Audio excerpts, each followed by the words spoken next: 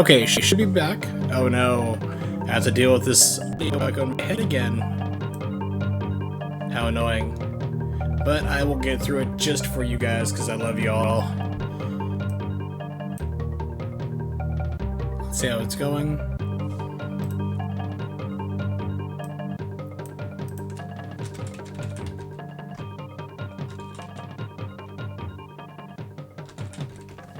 Okay. So, let me go through. I'm just going to restart the game. Yeah, this microphone gets super sensitive. Unfortunately, Elgato software just doesn't have really good sound gating like you can do with OBS, which is funny because I used to like this software more than OBS because OBS was super buggy. It still has its problems, but it's gotten a lot better, I will freely admit. And here we go, let me readjust so I can see the chat a little bit better. Alright, that will do. One player. Okay, so once again, please let me know if I need to readjust the audio for if the game's too loud or I'm too loud, too quiet, whatever, please let me know. So as I was saying, this game was groundbreaking. There's no other way to describe it, really. It was amazing to behold. And I think that it still holds up. I mean, the music is phenomenal. And it's just a great game.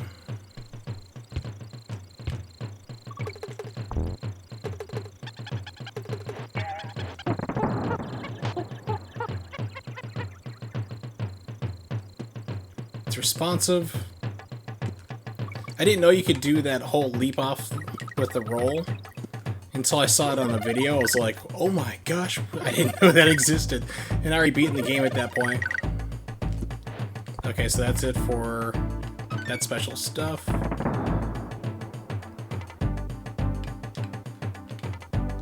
Okay, DK barrel.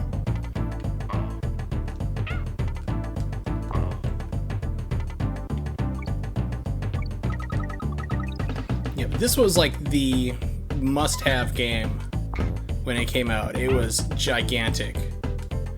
I mean, everybody was going nuts for this game.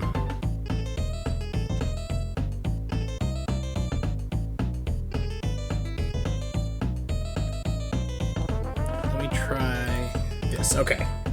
So now I can see the stats and if it starts dropping.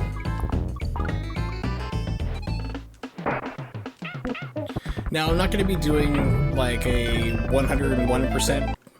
I'm just basically going to be playing the games. I'm not worried about trying to get all the secrets and complete the map and everything.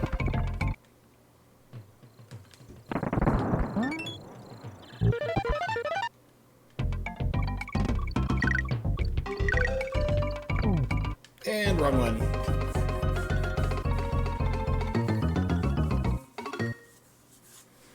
I remember back in the day, which everything is always a back in the day story with me.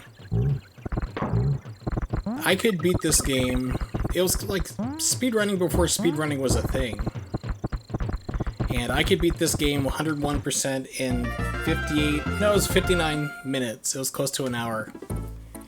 And that was like incredibly impressive. And it was like speedrunning before speedrunning was a thing.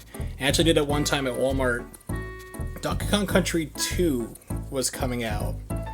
And for some reason they still had one in their display to play. And you had full access to it. So I was like, okay. So some kid was standing there, and like my parents were shopping. I just tag along so I could just buy video games and hang out electronics section because I was a huge nerd and liked to play the games, even though I had it at home. So I was like, hey kid, like, want to watch me beat this game 101% in under an hour? He's like, you can't do that. I was like, yeah, I can. And I did it right there in front of him. His jaw just dropped. He stood there for like the entire hour watching me just rip through the game. Now I really can't do it, and people can do it in like 44 minutes, I believe the record is. I remember I said that once. A streamer's like, that's like a world record or something. I'm like, no, it's not. People have gotten way faster.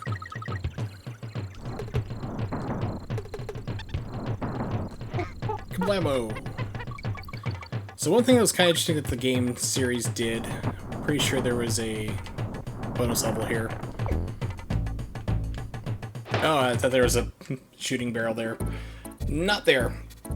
But this game basically kind of kept the whole thing of going through, of taking the popular character and carrying it over. In this case, it was Diddy.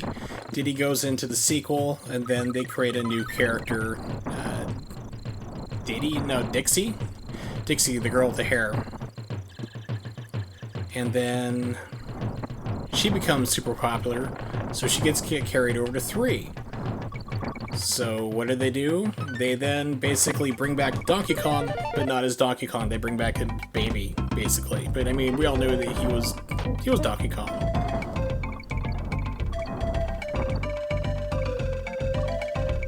Three, I didn't really play a whole lot. It's one of those games that I remember renting and thinking it was kind of like alright, just kind of more of the same. But it wasn't something like I was like, I have to have this. I was like, I rented it and I was like, yeah, it's okay. And it wouldn't be until like many years later that I went back and actually played it.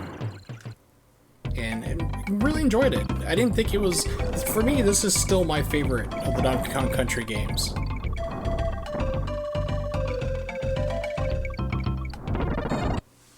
This is still my favorite. I would say 3 would probably be my second favorite. And then 2 would probably be the last. It's not a bad game, but for me, I just don't think it was as amazing as everybody had it hyped up to be. Pardon me.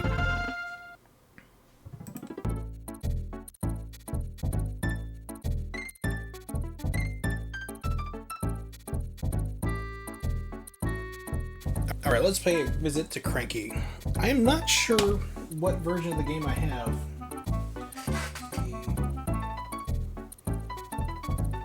Now there's a version 1 and a 1.01, I believe. And the lore of this game is that this is supposed to be the original Donkey Kong. Like the one that was chucking barrels, things like that. And then Donkey Kong that you play in this one is Junior grown up. I just thought this was 64-bit, eh, boy? Yeah, this blew people away. Because if I remember correctly, this game was supposed to originally be a Nintendo 64 game. And they realized, we can put it on the Super Nintendo. It's not going to be that hard to do. Yeah, it's going to be time intensive, but it's not going to be impossible. Yeah, 32 megs in my games, that'd be 30 games. They'd probably be closer to 40 or 50.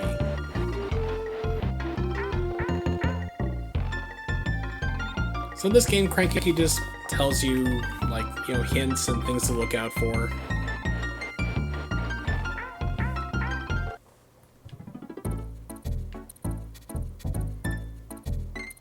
Reptile Rumble. Okay, I remember there being a bonus level over here. Can put this down, pick this up. Smashy, smashy. Right here in this wall. There we go. Now, I've criticized about it before, but recently there was a task of this where it was, quote, titled a walk around, which you expected to basically be walking around like this and doing the entire level. And I've seen tasks do that before, like with Mario Brothers, and that's really interesting because you know it realizes actually, even though it's a task, you know, you're not doing it real time, still a lot of skill and effort goes into making it. And you have to think differently when you can't run and jump to make things easier.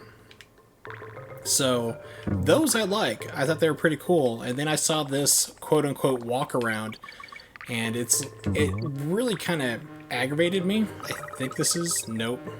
It's the next one.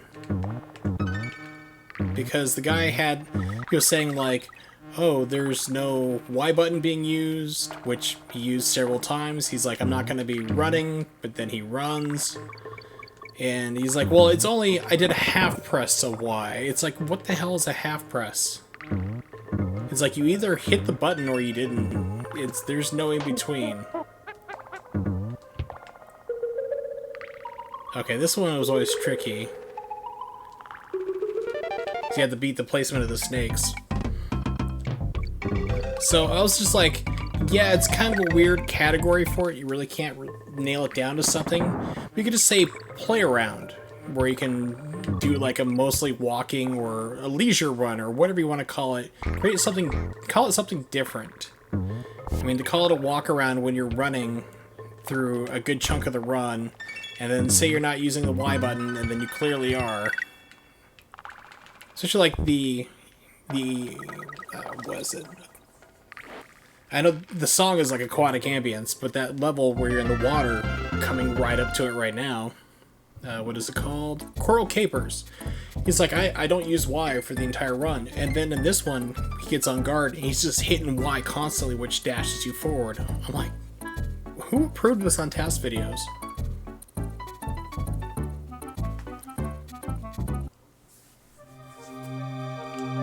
Okay, so I said I was going to talk about this music, and I really am. This song should not be possible on a Super Nintendo. There are long connecting sweeps.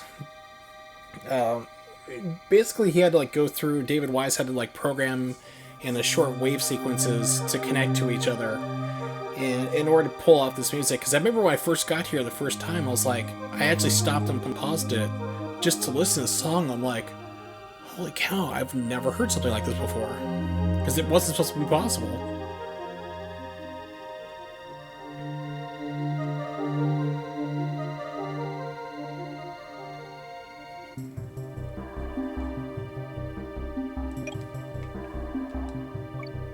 It is a really great soundtrack. I recommend, of course, that if you don't have it for some reason or haven't listened to it, just download it, check it out. It's a goodie.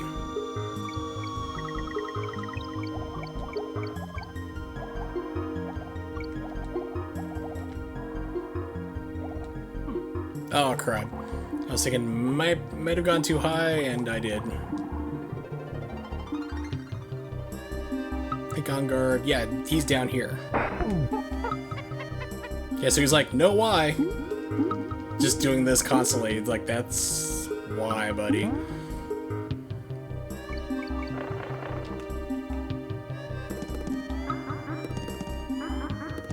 think there's another secret. No, there's not there. There's a couple secrets in the walls that have like no indication that there's something there. Pardon me, you just had to kind of run into the wall and you'd find them. It'd throw you off. It was something exciting to discover. Now I've heard like stories that Miyamoto did not like this game.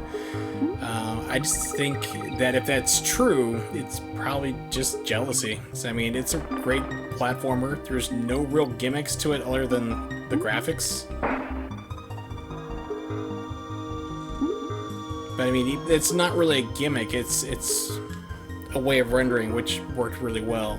Now, if this game was just this, you know, like the graphics and gameplay was terrible, then that'd be something else. Maybe it's over here. Here it is. I remember there being another hole like this.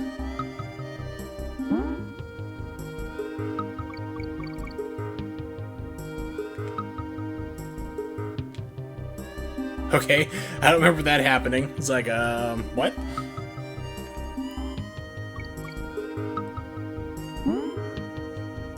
By the way, primates cannot swim.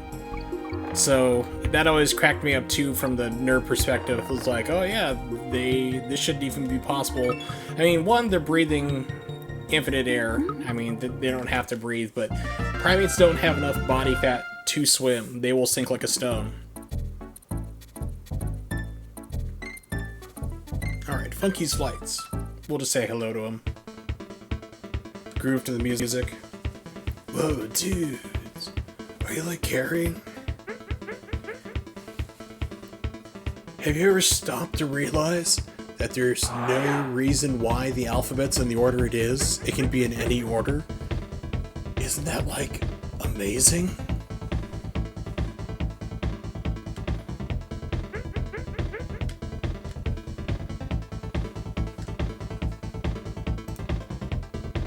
And that is true. There is no reason why the alphabet's in the order we have it.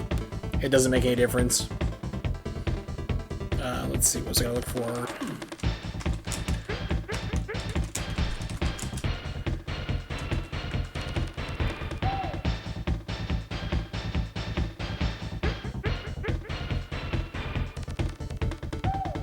Okay, here it is. I was hoping somebody put it online. It looks like I found it.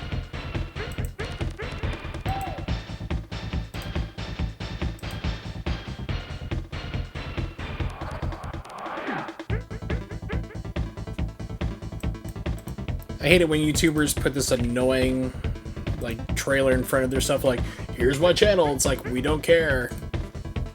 But that is the original VHS. Like, they basically was hyping up the release of the video. If you're a Nintendo Power subscriber, you got it sent to you in the mail. And what was cool is that after the end sequence, like where there's like small little credits, which is not on this video, whoever put it in there didn't capture it.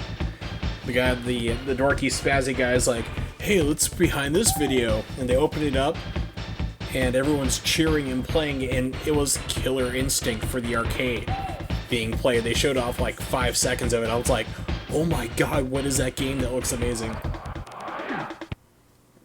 Barrel Canyon Cannon? Barrel Canyon Canyon?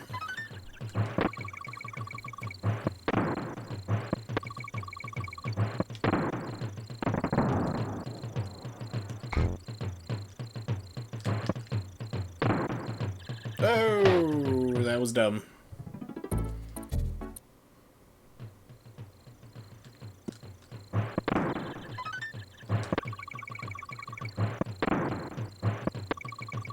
Now, I am playing this on my actual Super Nintendo. It is available, of course, through the SNES Classic. And I have made a huge mistake.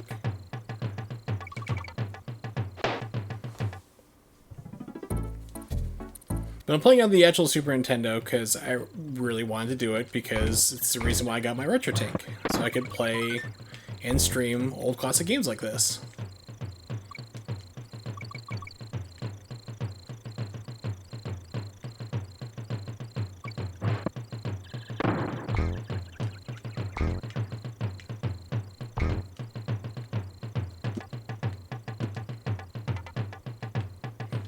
I can swear there's a secret around here somewhere. Here it is. Not this part. Okay, it was later than I was thinking. But I'm also using the HD Retrovision cables, which look pretty good. The only thing is that, like, the Super Nintendo ones don't make a whole lot of difference. Crap, I thought that was... Okay, I remember there being one secret.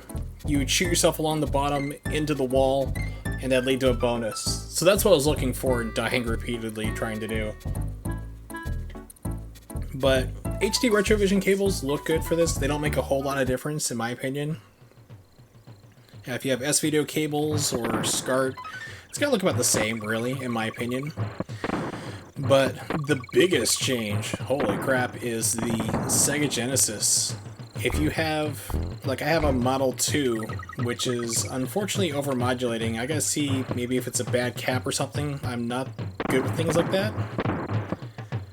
But the Sega Genesis HD Retrovision cables are mind-blowing with how good of a quality you can get. Okay, here's the bonus. That's what I was looking for. Those things where I had the vague memory of, like, okay, it's around here somewhere. But the Genesis make huge, huge difference. Sega Saturn, basically you buy an adapter for it, so it'll play on that.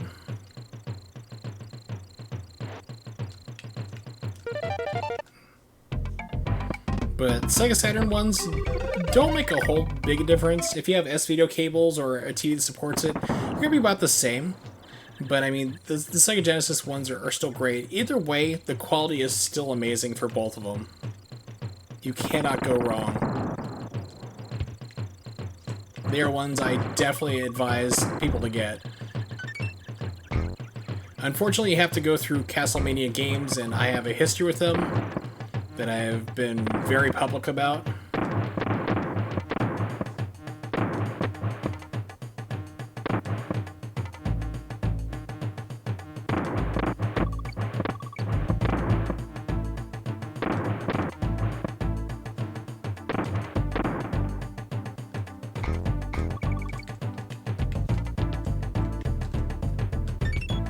Kong! Thought I may have missed one. I guess I got them all. And candy is your save point. Donkey Kong, sweet on candy.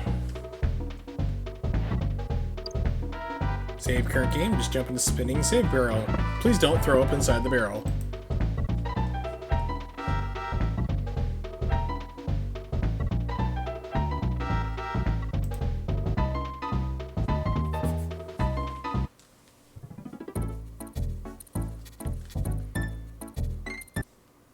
Nice, naughty later. So, Donkey Kong had all these bananas that were stolen from him. I would be more interested in how he's keeping all these bananas fresh. Because bananas will rotten, you know, overripen and rotten. So, it's like, either he has a factory making banana bread, and thus wants to like pick them and hoard them all and let them all ripen up and then make banana bread and ship them all over the place. Or he's somehow solved the secret of bananas not rotting and decomposing. Pardon me, becoming too overripe.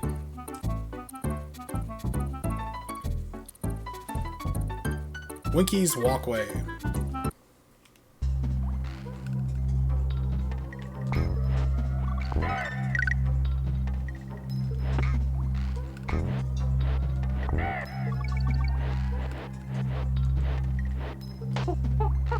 Okay, wouldn't let me change for a second.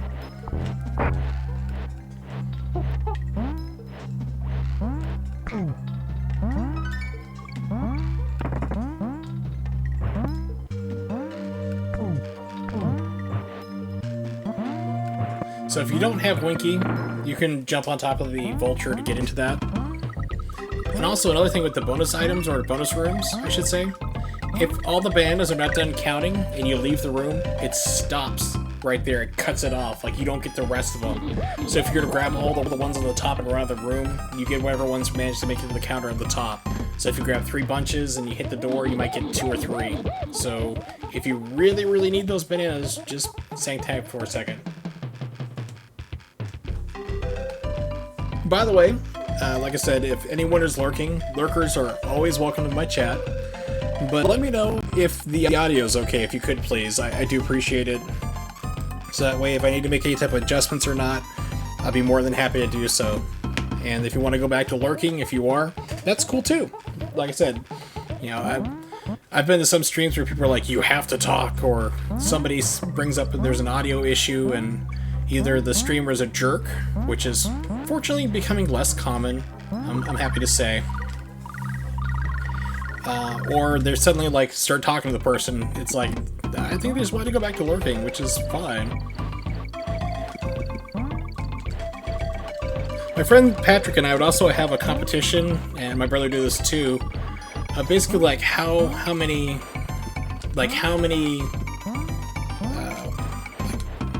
you know, how high your score could get here.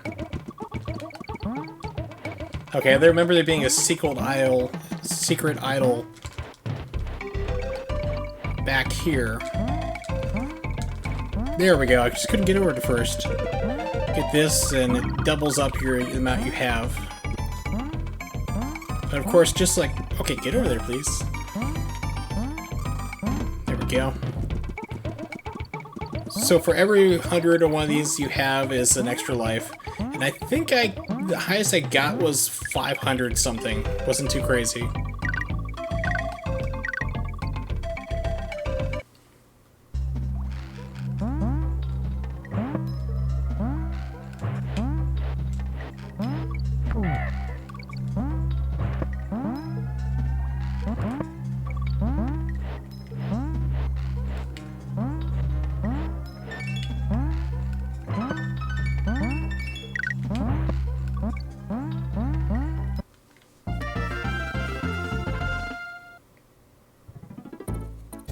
Now this one cracks me up, because I believe it was a GDQ I was watching, and the guy was speedrunning this game, and he didn't know about this shortcut. And I found this one by accident. The first time I was playing when I was a kid, or a teen I should say, and I missed the barrel. And this jumps you almost to the end of the level. And it turns out that I don't think a lot of people knew about this. At least in speedrunning, because I don't see it brought up too often. I've seen speedrunners not do it. And it's not like a 100% type deal. It was like, it was a warpless run, like no glitch run type deal. But I've seen people skip that. It's like, how did you not know that was there? Stop and Go is an annoying level. It's coming up pretty soon. There's also another one where if you turn around and go in the entrance, it brings you very close to the end of the level once again.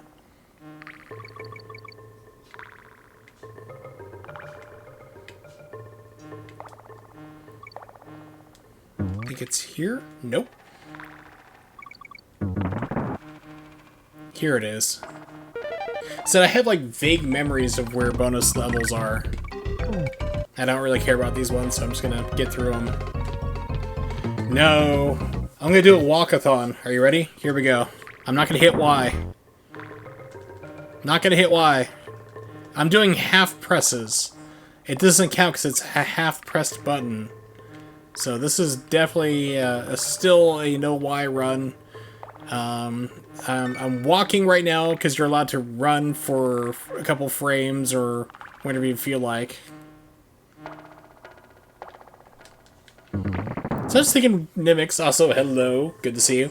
Like, why do you just call it just a play around? I've seen that description before for like different things like Mortal Kombat and stuff, where you're not playing seriously, but you are just doing things differently. Whoa, that one could have been bad. Could have been. Almost again. Yeah, because I remember him thinking about it like, well, I couldn't think of a good category to put this in, and somebody who had voted on it as well also said the same thing. It's like, well, what about play around?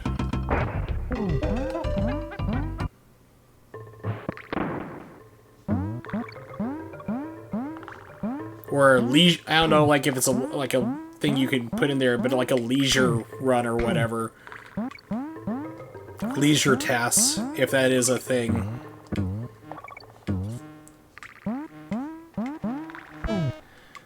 So I don't know if everything has to be in a category for tasks or not.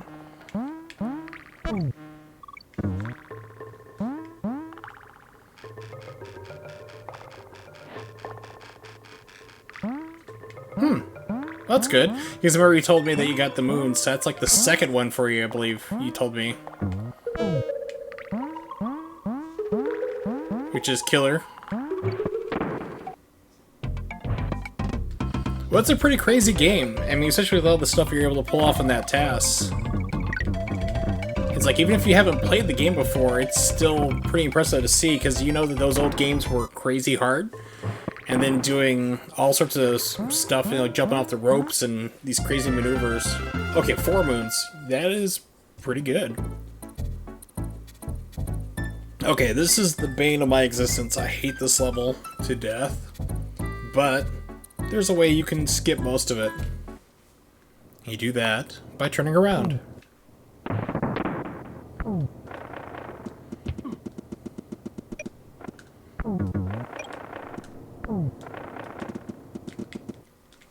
That's why I hate this level.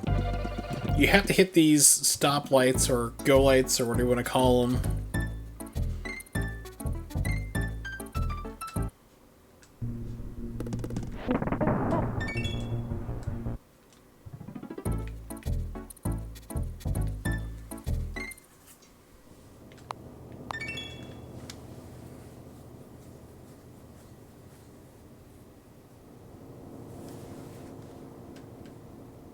Really? It's on the verge of not having moons. So, because I remember those, like, I think the one you told me about that you first got it. Well, for the recent ones.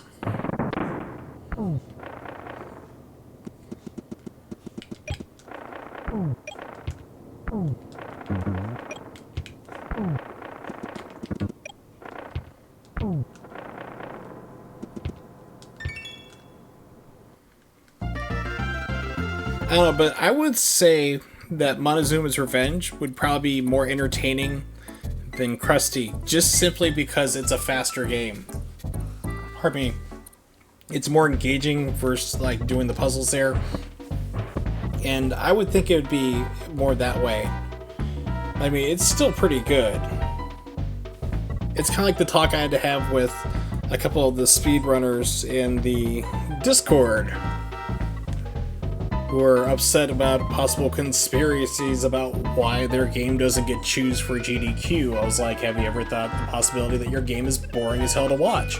It's like, oh, I didn't think about that. But in the case of Krusty, it's not boring, but it is entertaining. But it's not, like, super action-packed. That's the only thing, whereas Montezuma's Revenge is like, as soon as you start, you're dropping down, you don't stop. I mean, I think you may have paused maybe once or twice in that run. It's just like going so fast constantly. Whereas Krusty, you have a little more of a downtime to it. You have parts where you have to still wait for the door to open and run around. You have stretches where it's just a hallway where nothing's there. But it's still an entertaining run. But it's not like something like Hagane where you're just constantly flipping and blowing up people.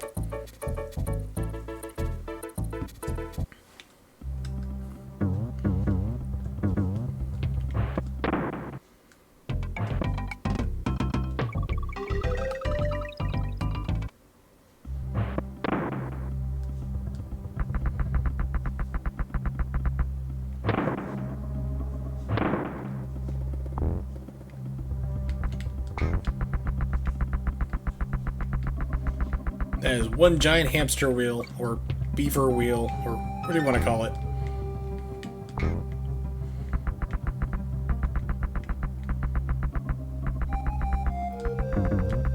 Oh, barely made that.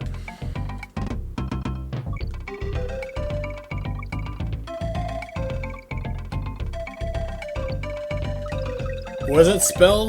I don't know. I never learned to read.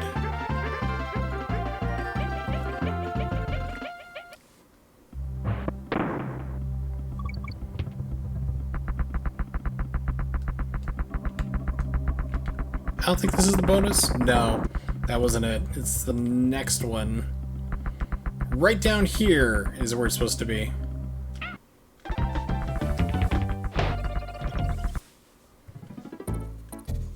The one thing this game does, though, is it really, really dishes out the lives.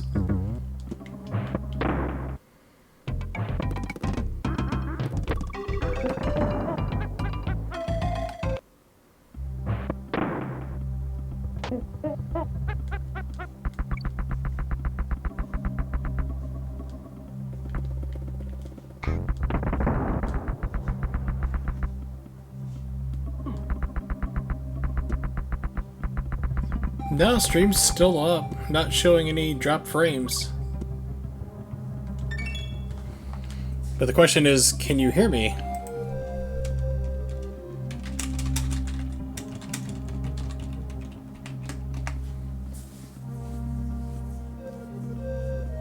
Hey, Jonathan Miller. What's up? And good evening. Just playing through Donkey Kong Country on the Super Nintendo, an actual Super Nintendo, which makes me happy. So the plan is, I'm actually going to be playing through all the Donkey Kong Country games. Not tonight, not in this one stream there, but through a couple different streams. Like last year, I did Metal Gear Solid 1 through 5. I decided, let's do the Donkey Kong Country series. Okay.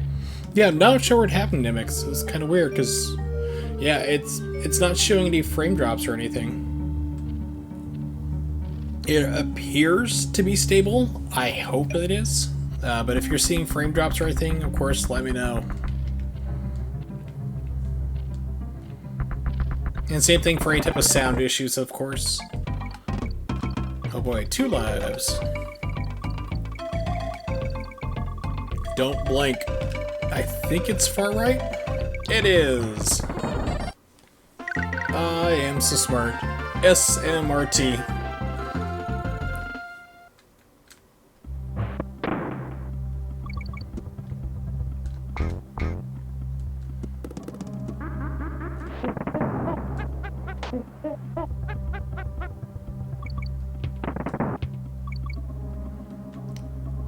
I want to say that there's a bonus level down here on one of these pits. Unfortunately, I haven't played this for so long. Can't remember where every single one is. I think it's... yeah, it's down here. No, it's not! Haha! No. Oh, that is entirely possible. I had to switch over to Elgato software, so let's see what I'm at. 3.5 megabits. Yes, crushingly high. Well, it could go higher. I'm not going to. I found between 3.5 to 4 is usually a pretty good ratio to hold on to. So even my wonderful European friends and elsewhere, and famously bad Australian internet, are able to watch without problems, usually.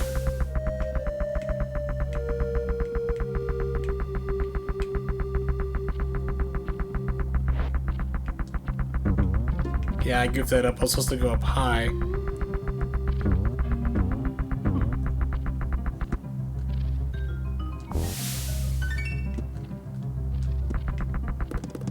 Do a 4K stream? Oh, yes, sir. Just for you. Subscribers' requests.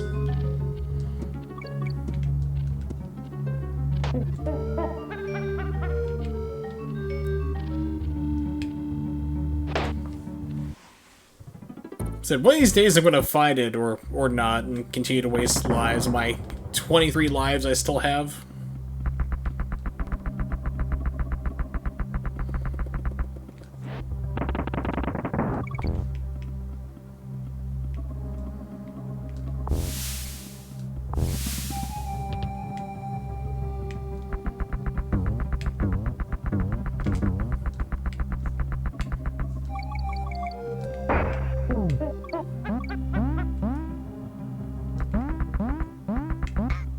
Yeah! Oh, I got a chance to get him back. Whoa! Okay. Not good. Okay, I'm sensing a pattern here.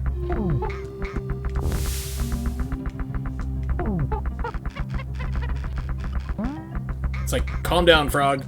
I'm gonna put you into like an 8th grade science class. You know what's gonna happen there.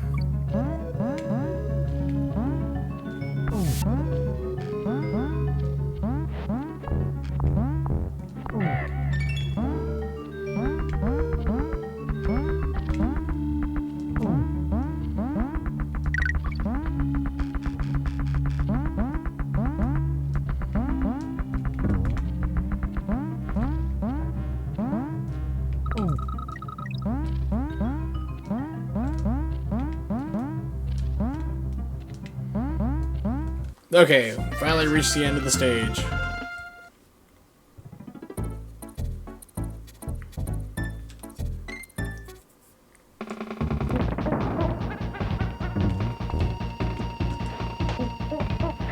So I was like talking about earlier, like how huge this game was back when it came out in 1994.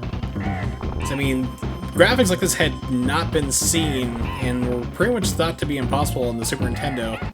And this game was like hyped to hell. It was huge. I think this sold maybe 10 million copies total. I'm not sure. Donkey Kong Century sales numbers.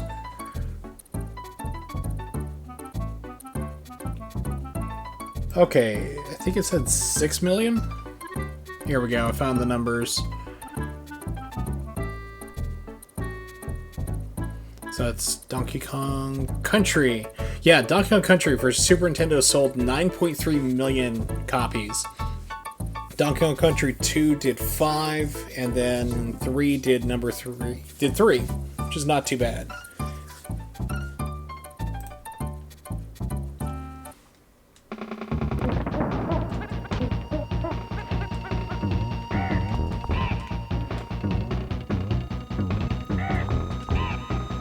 Yeah, it's like, everyone's like, holy crap, it's 3D graphics. I'm like, no, it's not. It's 3D rendered, then converted to 2D sprites, but, I mean, people didn't know.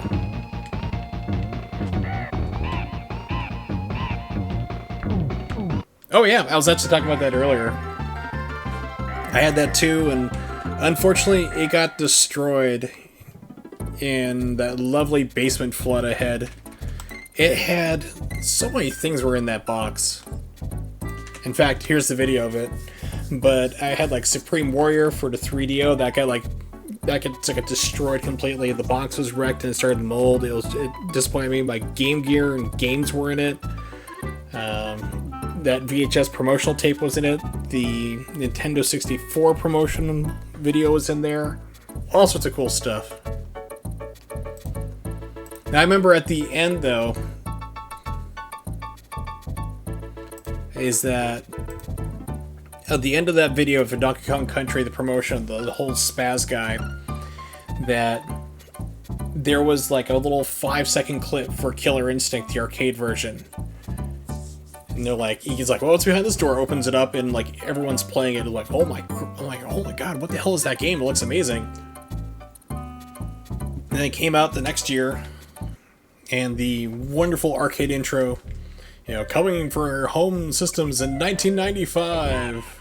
Actually, it must have been late 1994. You know, coming to your home system, the Nintendo Ultra 64, because that's what it used to be called. And then the game never came out for that system. It made me sad. Because I really wanted it. And oops, that was unintentional. And instead we got Killer Instinct 2, which was relabeled Killer Instinct Gold.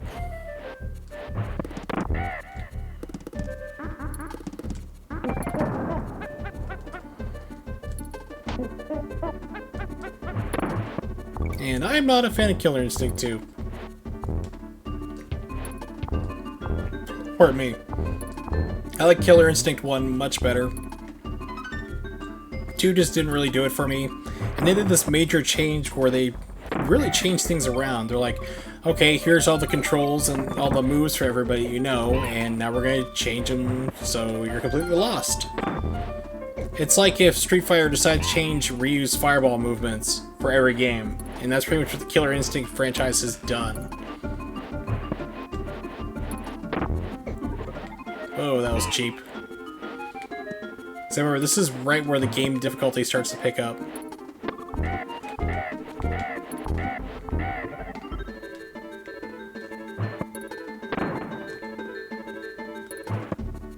Oh, barely caught that one.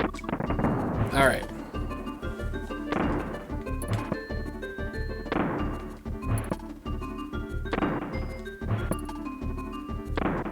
Literally doing it too soon.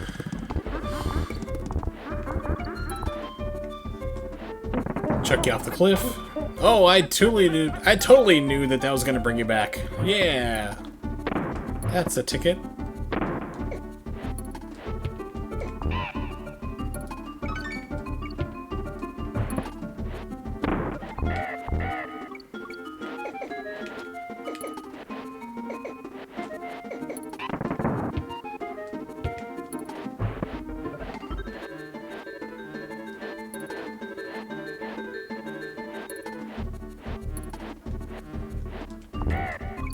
We tried looking them up.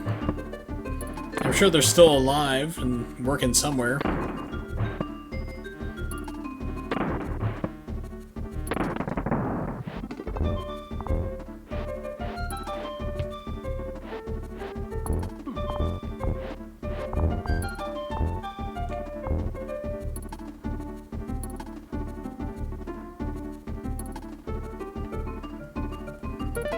There it is. I was like, wait a minute.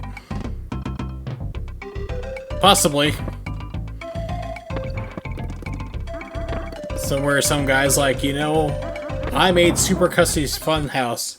And you're like, wow, that's neat. I'll have the number 4 combo meal. And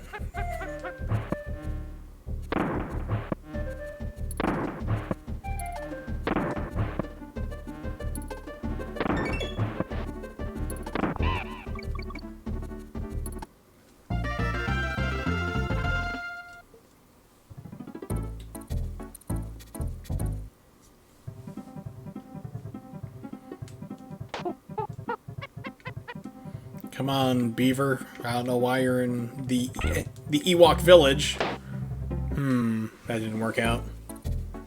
I don't know why we're suddenly in the Ewok village. Expecting to hear Nub Nub bust out some point.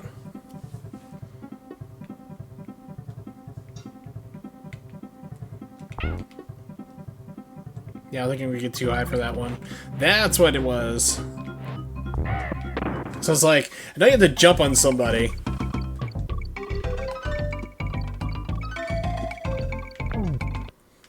Coon. That sounds horribly racist.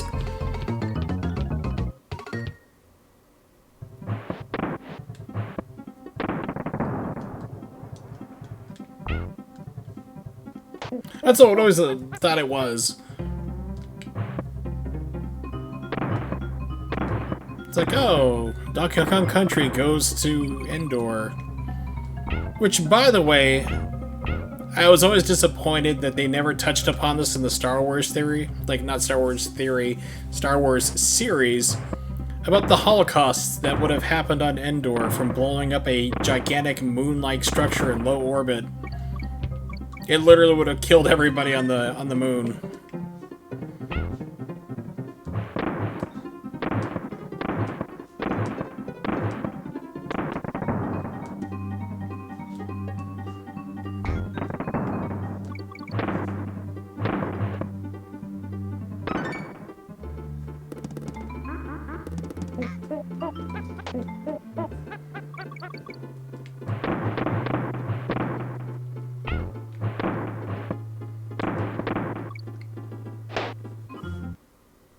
Not that there's a bonus level there. There might be.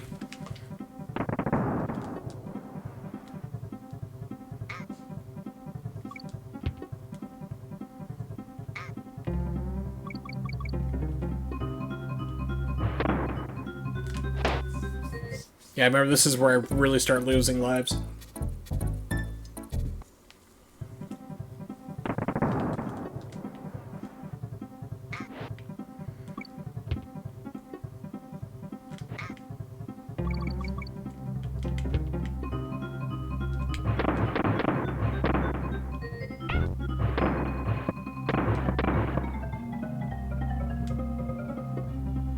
Yeah, I'm not sure if it's a straight drop down into that one or you have to shoot past it.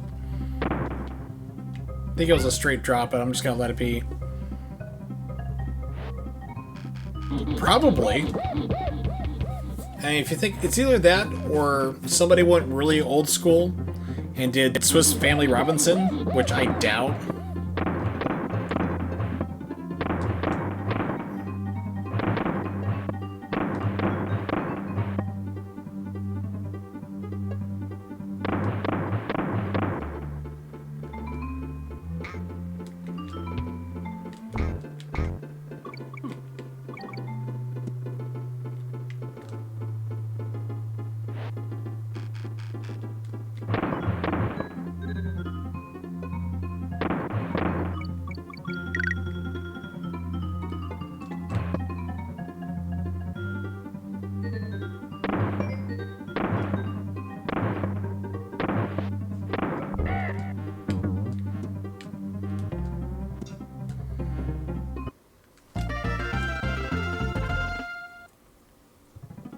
Alright, so what I'm going to do, I'm going to take Flunky's flights.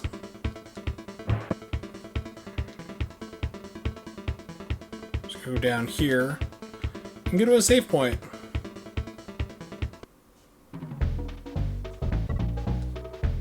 Maybe. There are a couple places you actually can do, like you can skip a couple barrels. and just shoot past them. But it's been so long since I played this game, I can't remember which ones you can do that without taking deaths.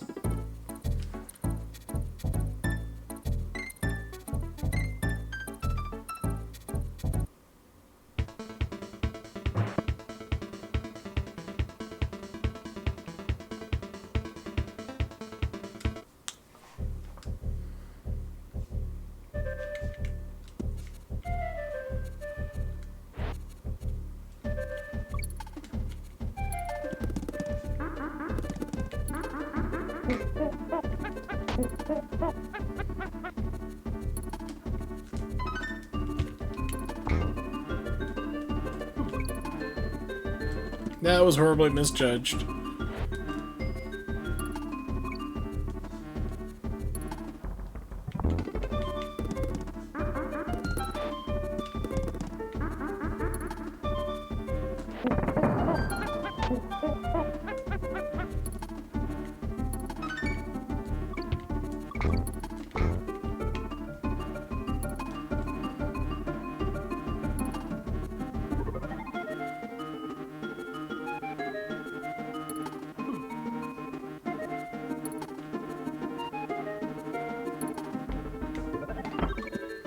Okay, checkpoint barrel.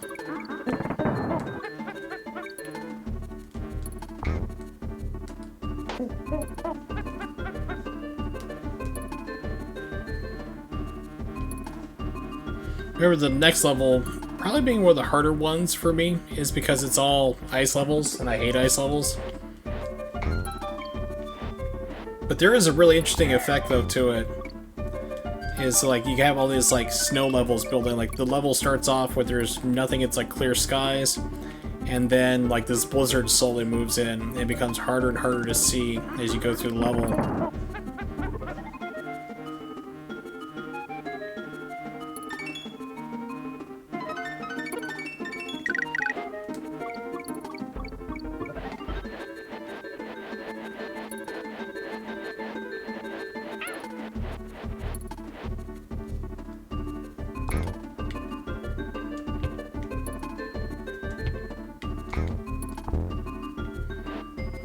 I think it's at the top where this one is.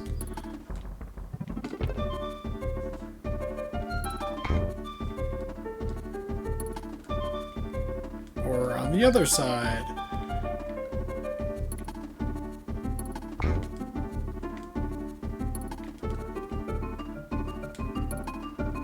I will find it. There it is.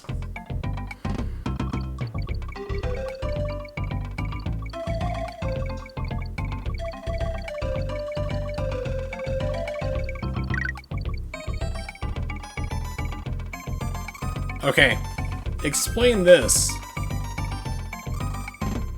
That's some screwy hitboxes. I wonder if I have version 1 of this game. So I think there was 2 versions of this, like I believe it was a 1 and then 1.01. Let's see.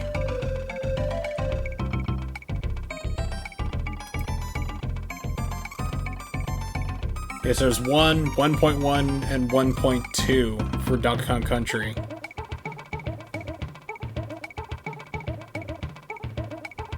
Oh, wow.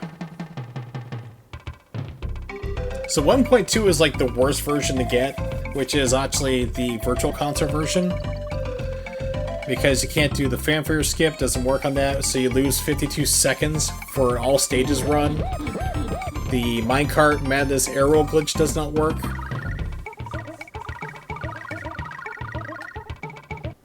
Yeah, all sorts of things don't work in that version.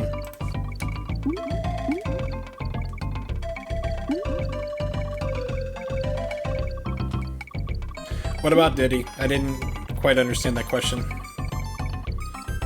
This bonus level I never really liked because it just seems a lot slower. Whereas like you do Ostrich or even the Frog is a lot faster. It just seems like a failed Pac-Man level.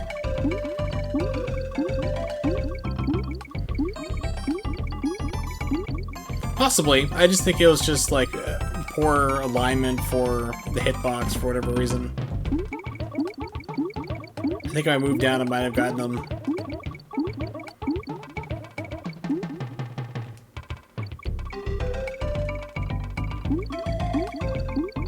I don't know where the secret idol is for this round.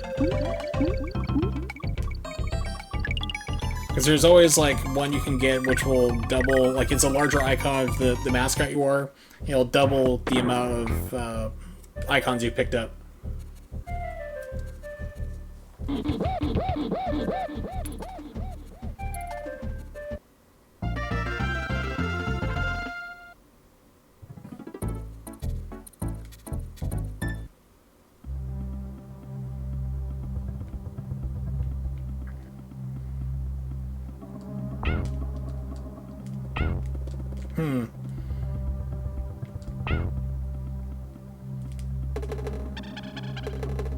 That is brutal.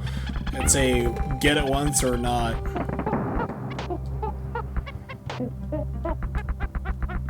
Ah, yes. Go ahead of me, jerk.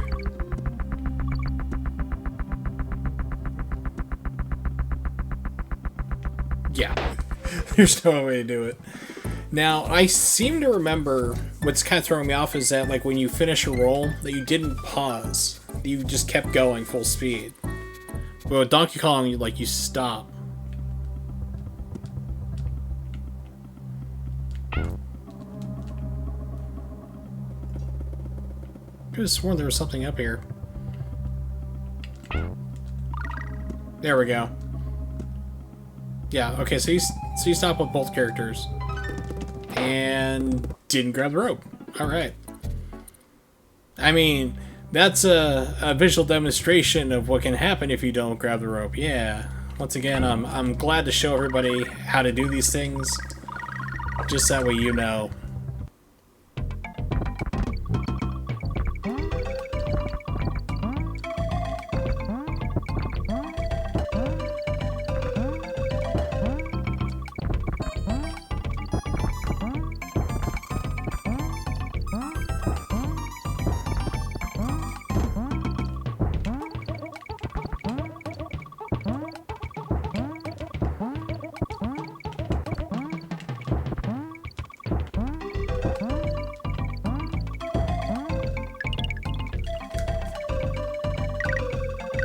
Yeah.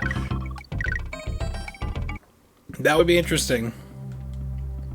I'm sure there's probably a Game Genie code or something you could do to do that. You could use to cause it.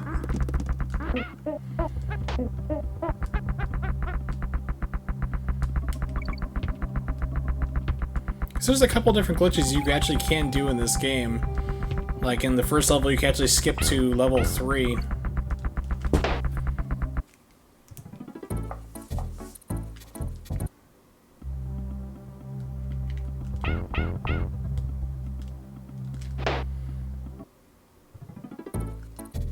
Okay, game. We need to come to an agreement here. I would like you to grab on the rope. Thank you. Much appreciated.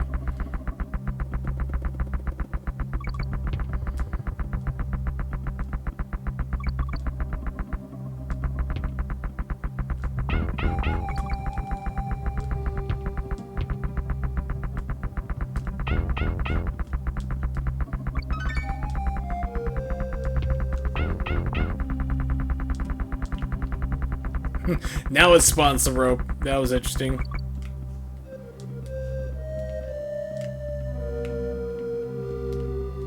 Okay, it's not there.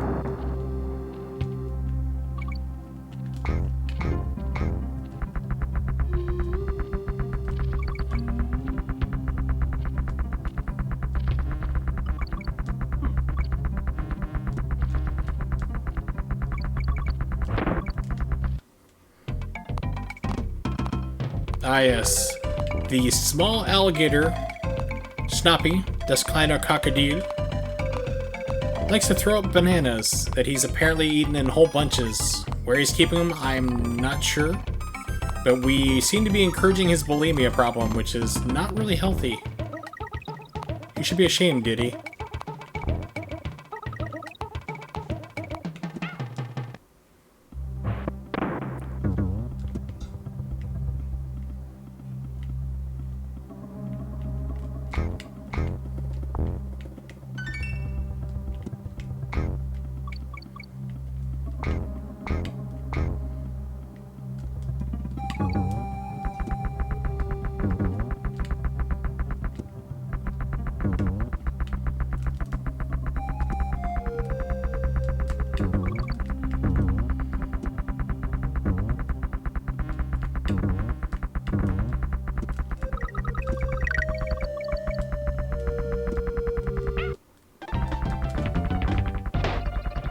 almost to the end of the level, too.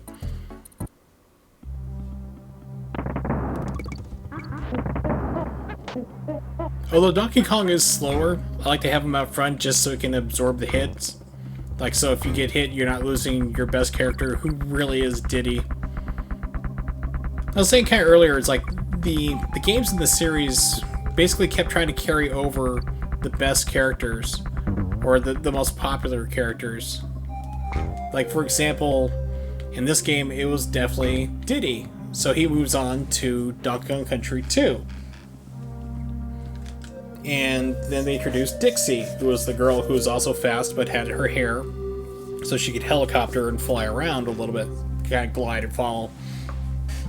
She was popular, so Diddy gets the axe for 3.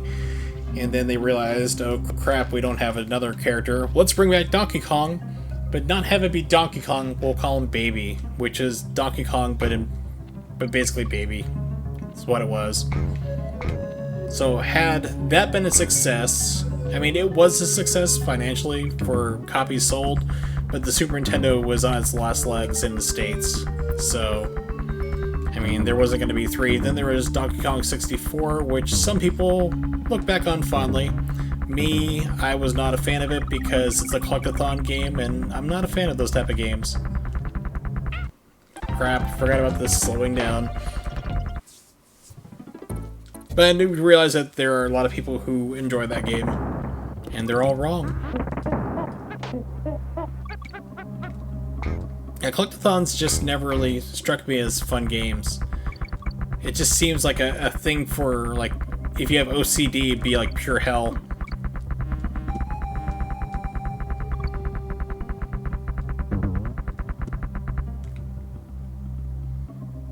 I don't know if the letters are carrying over.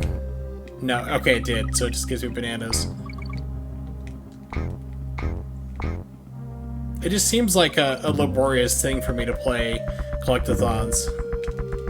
It's like, here, you have to get everything here, or like, even worse, you have to move on. Now, you can do it, like, really well. Like, A Hat in Time is a great game. It's kind of like a collectathon, but not really.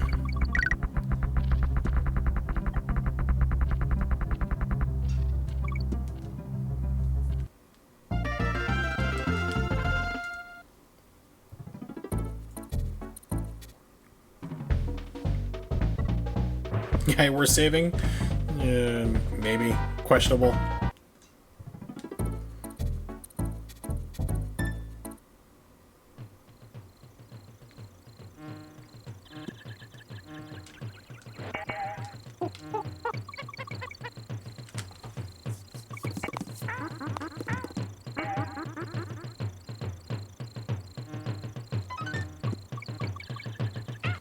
Alright, after a great start.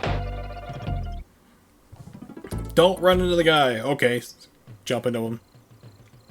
Did I do good, boss?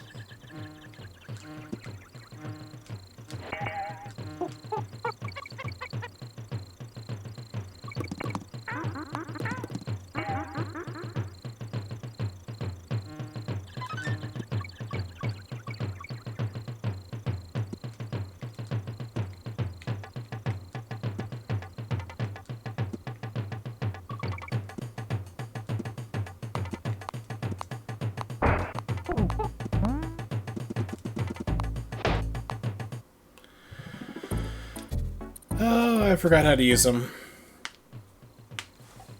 Alright, so I was thinking, like, okay, go fast and maintain speed, but apparently you can't hold down the run button and then jump with him. Like, because if you keep tapping, I think if you tap it down, it's either tap it or hold it, you should start kind of like gliding. I think it's tapping. So you can't do both at the same time. Come back, Barrel! I love you! And I can finally get Donkey Kong.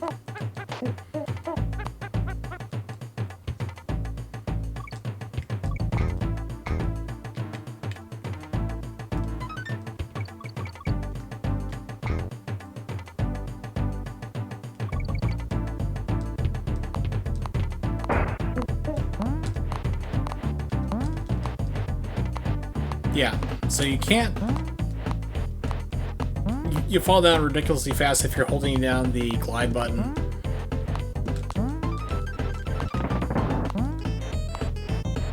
But as a result, though, you can stand here and don't have to worry about them.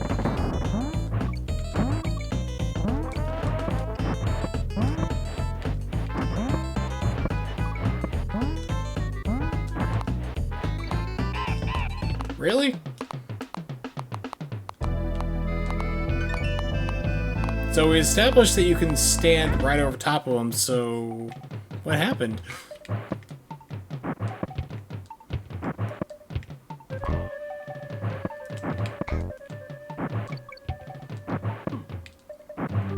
Okay, I swear that barrel went even faster. It's like, wait a minute.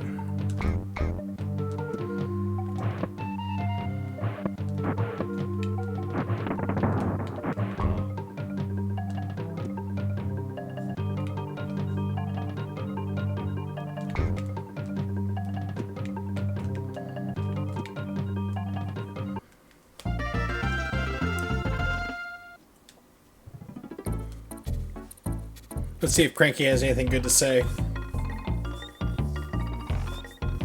So, Cranky is supposed to be the original Donkey Kong from back when Mario was called Jumpman. He threw barrels at everybody. Donkey Kong is Junior, and then Diddy, some monkey. Somebody's damn dirty ape, I'm sure.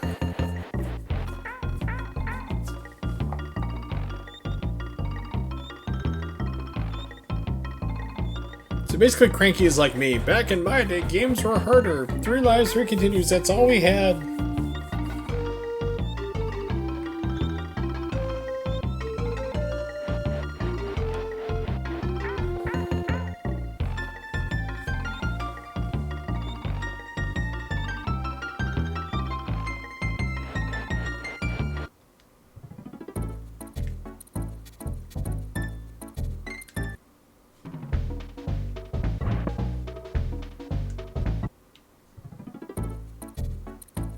So a long time ago, I used to be able to play this game and get 101% in under an hour. I used to be able to do it in 59 minutes.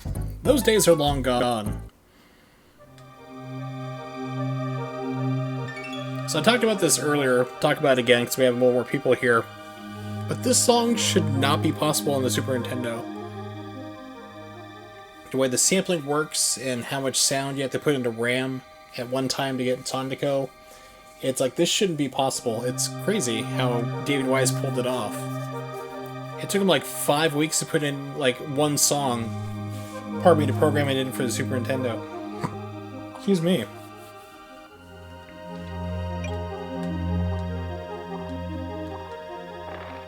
Because Super Nintendo ran on sampling. So you'd have a library, and you'd have your sounds programmed in, and you cue it in to pull it up. And to make something like this so long and sweeping would have been really hard. It seems like it's on your side again. Well, I paused it for a little bit at the start. I'm not sure how much of a delay you have.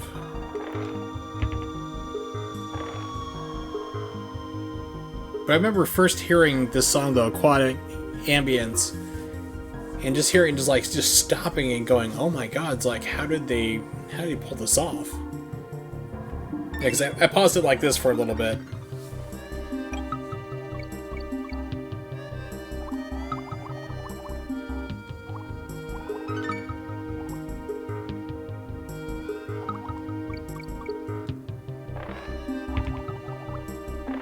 Yeah, there's a video about how, like, Super Nintendo music was programmed in, and it's almost all incorrect information.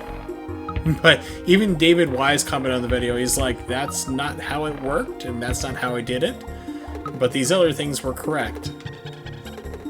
Because they said, like, David Wise used this certain type of tracking program and manually had to put in everything how to do it. He's like, no, we use this other program, and here's how the other things work. So I had to correct him on it, and a lot of other people were correcting him on it too.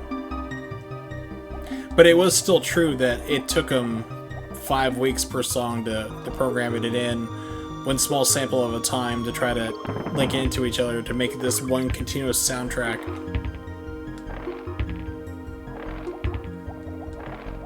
So Nimix, your internet sucks, but can you upgrade it? And can you afford to upgrade it?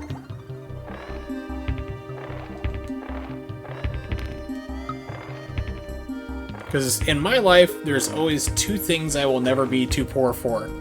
1, good toilet paper. 2, fast internet.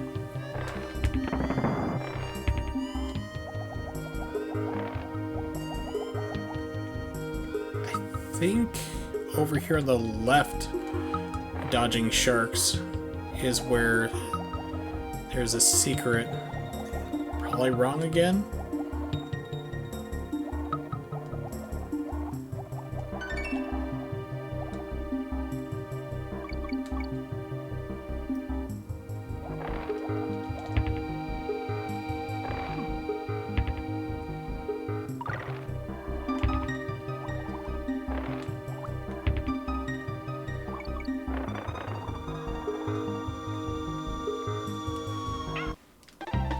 Okay, it was all the way down.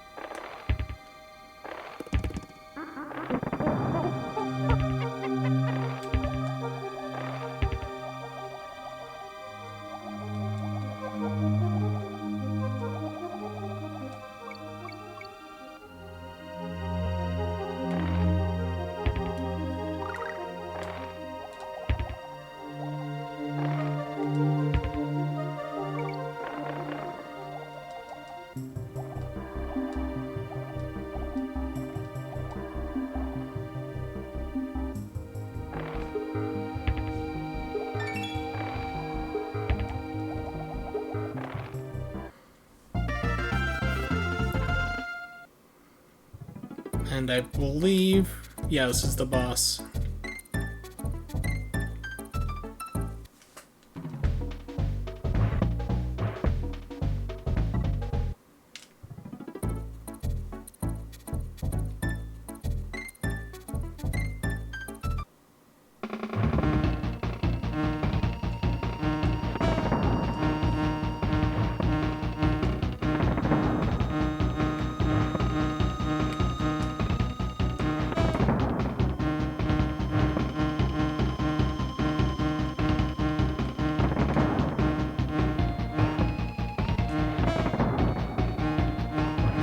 Now, dating's a little easier.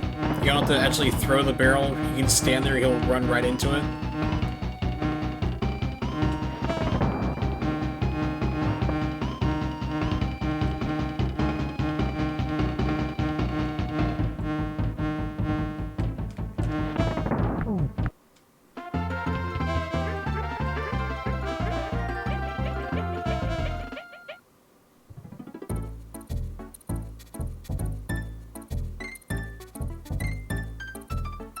Alright.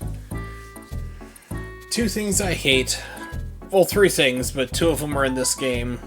Ice levels and water levels. Thankfully in this game the water levels are not too bad, but the ice levels are a pain in the butt. This does feature one of my favorite levels for just, like, the atmosphere constantly changing. Like, it starts off a nice clear day, and then snow starts to lightly fall, and by the end you just have this like blizzard really obscuring, making it harder to see. Which on ZSNES and other emulators was kind of fun to screw around with, because you could turn off layers, so you could actually get rid of the snow. It suddenly didn't become a problem anymore.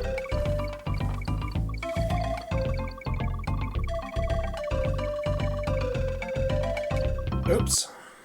No bonus level for me. Not yet, at least. Not for this one. Soon.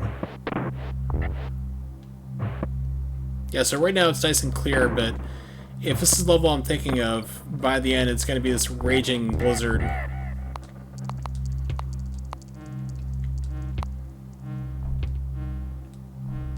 Yeah, you can see it just got darker.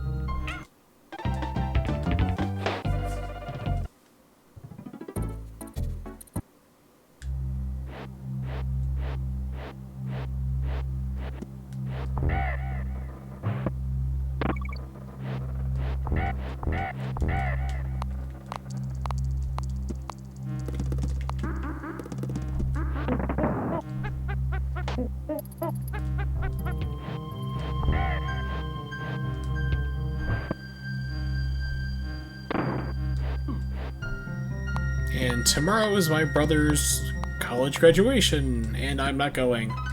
Because he's an asshole. And I'm not really well enough to go. So, it's like, not just because he's a jerk, but it's also like, it's 5 hours total of driving to get down there. Well, it's like 3 hours to get there. Then you have the graduation, it's like another 2-3 hours. And then they have to finish moving all his crap out of his apartment that he was technically getting evicted from, and then drive back home. All having to deal with my brother the entire time, who's going to be living with us again, so it's like, oh man. So it's like, that's just way too much with my health problems I have going on to try to deal with in one day. Especially since I spend a lot of time in bed right now, so... Yeah, I finally got it.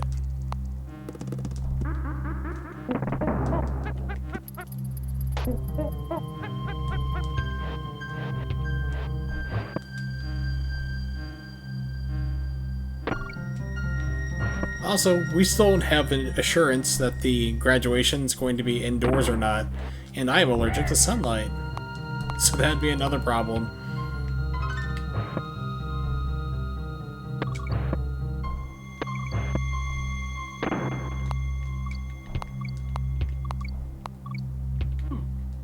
Did it again.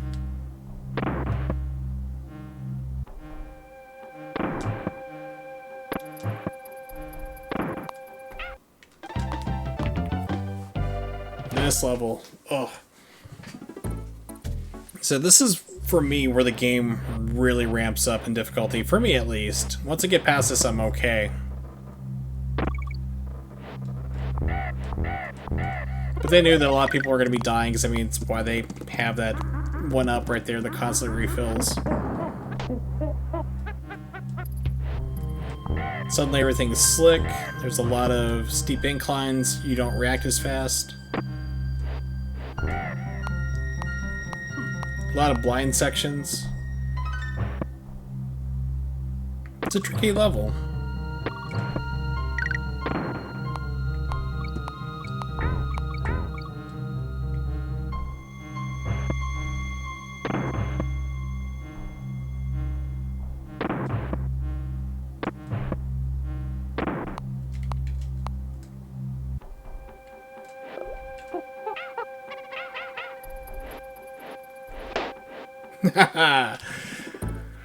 Okay, so when you're going to jump, don't hold down Y, because 1, you'll pick up the barrel, and then 2, you won't jump.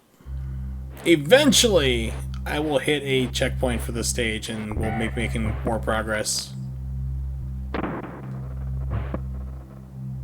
What was your favorite part of Wurzel's stream? I like the part where he died constantly on that one snow level. Again and again. By the end, he could do it blindfolded. At least the first part, till he died.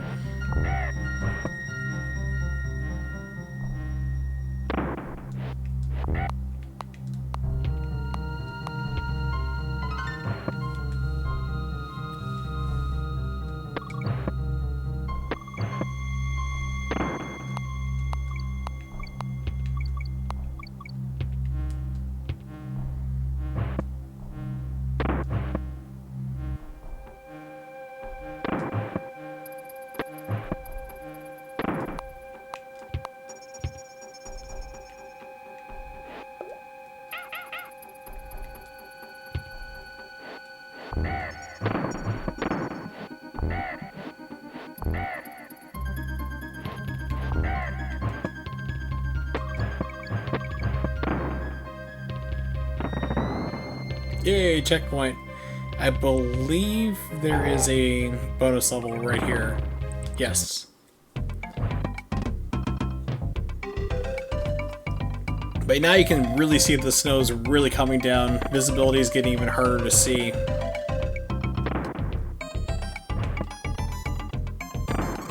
Yeah, just keep doing it over and over. There we go.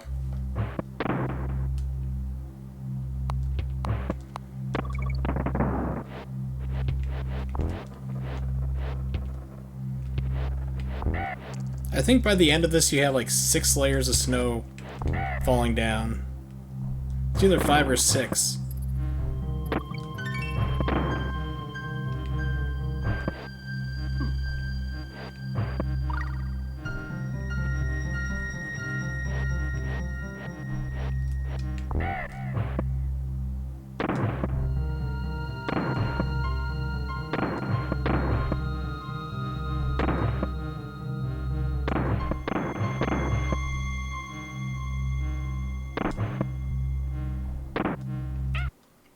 Okay, so that's, I think, one of the ones you can skip.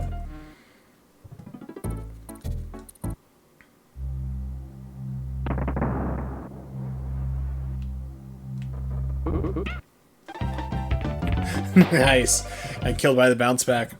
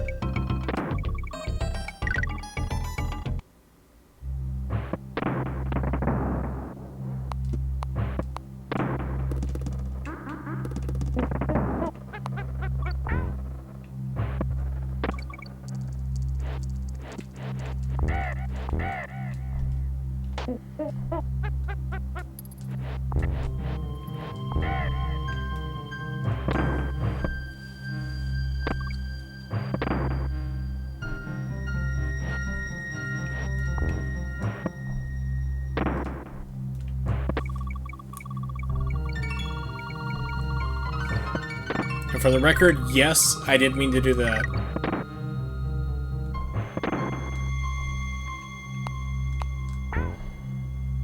I was taking a gamble because I remember that there was an overshot thing like that. I just couldn't remember if it was there or not.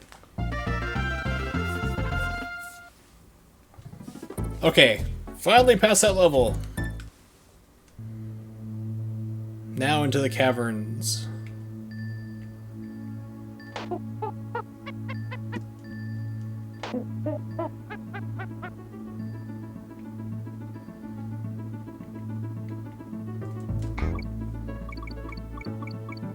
And these are auto-climbing ropes. So as long as you grab onto it, it will throw you in one direction.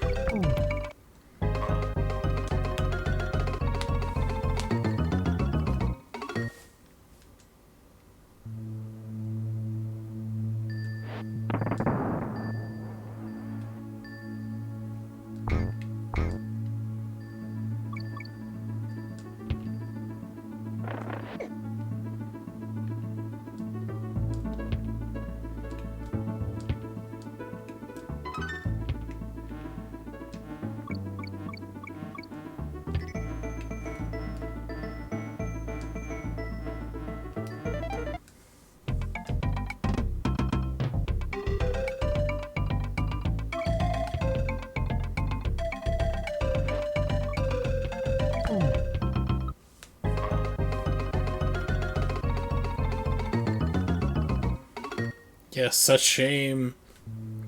Now, I mentioned earlier that I have all of the Donkey Kong Country games. I also have all the Japanese versions, which is kind of interesting because they called it Super Donkey Kong in Japan.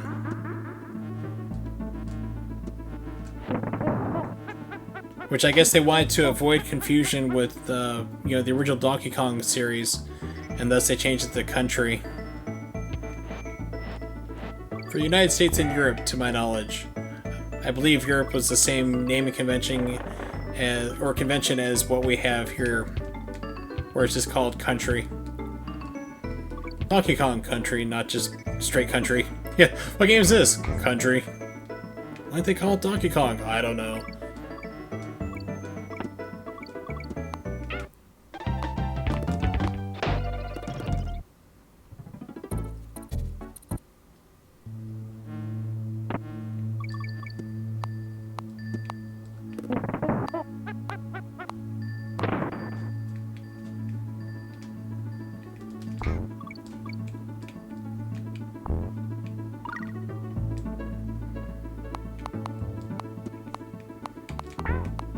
Nope, not enough to get up there.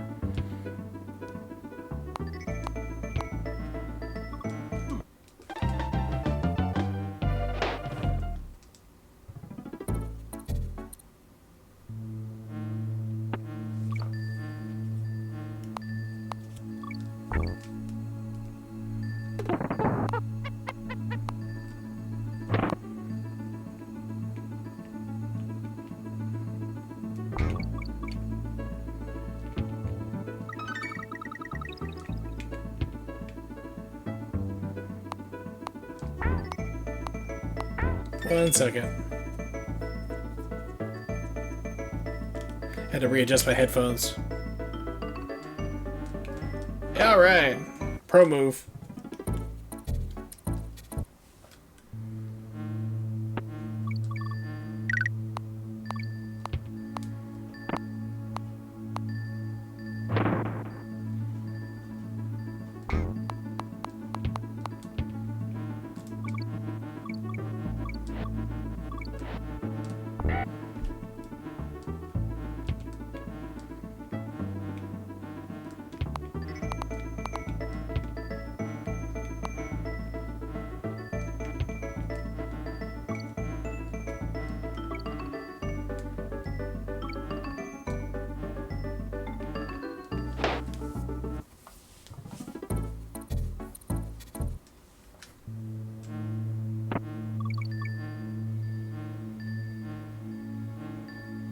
Yes, and my favorite place, Ronnie.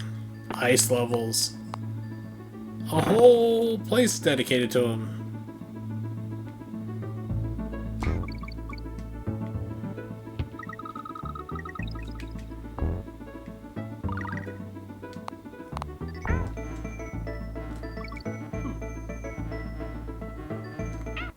Yeah, there was no coming back from that. Oh, so much fun. So this is always where, like, the worst levels I hate. I would say water levels, though thankfully in this game the water levels are not bad. They're actually pretty easy until, like, one of the later ones.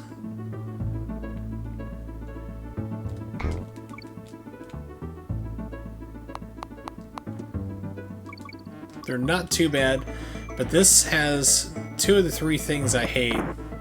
You know, ice levels and water levels, but thankfully it does not have an escort mission.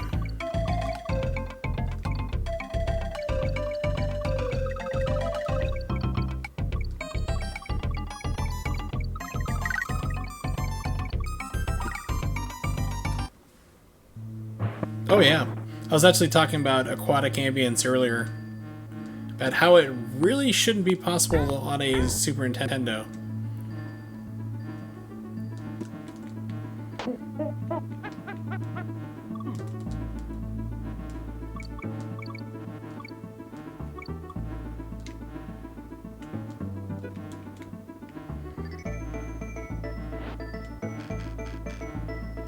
Japanese versions is easier? Really? I had no idea. I actually own them all. I have all the US and Japanese versions. The Japanese version's called Super Donkey Kong. Guess they decided, like, it's gonna be too confusing to... People will confuse it with the original Donkey Kong. We should just call it Donkey Kong Country. Okay. Climb. Climb like there's no tomorrow.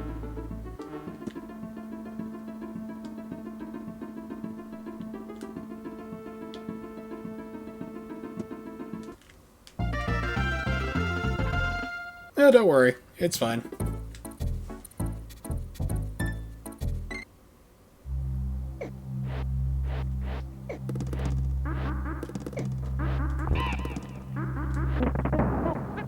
I want to say that there's a bonus level right over here.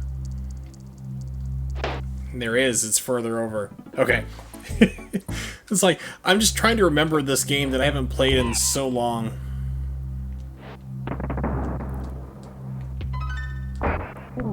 Okay. Small little secret. I'm not going for like a full completion, all bonus levels, anything like that. I'm just basically just trying to beat the game. Wow, that was an interesting double input.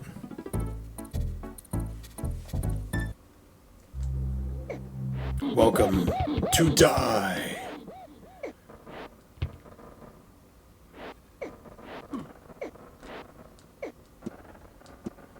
Come back, donkey.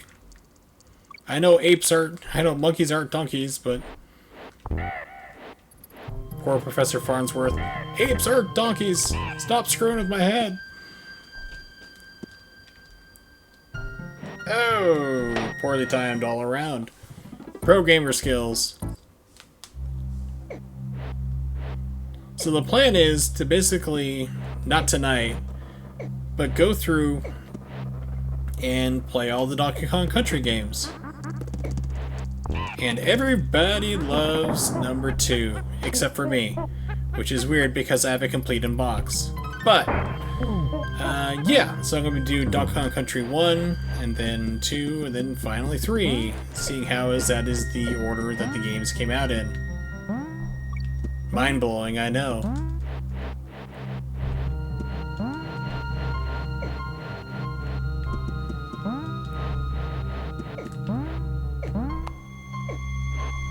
Hitboxes! What are they?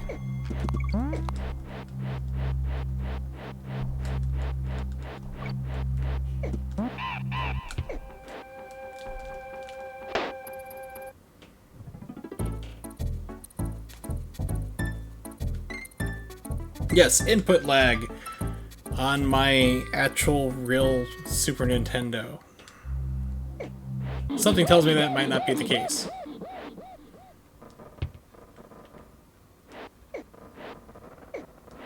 Yes, I will be playing these all on my real Super Nintendo. Because I'm an elitist, I can do that.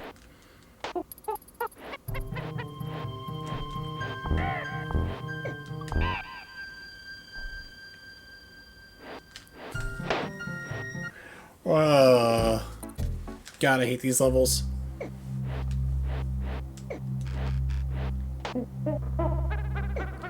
Yeah, so talking about Donkey Kong Country franchise, a lot of people just love to tune it up. They think it's the best game ever. And for me, it's really this game. I think this is the best one out of all 3. I would rank number 3 as my second pick. And then 2 would be last.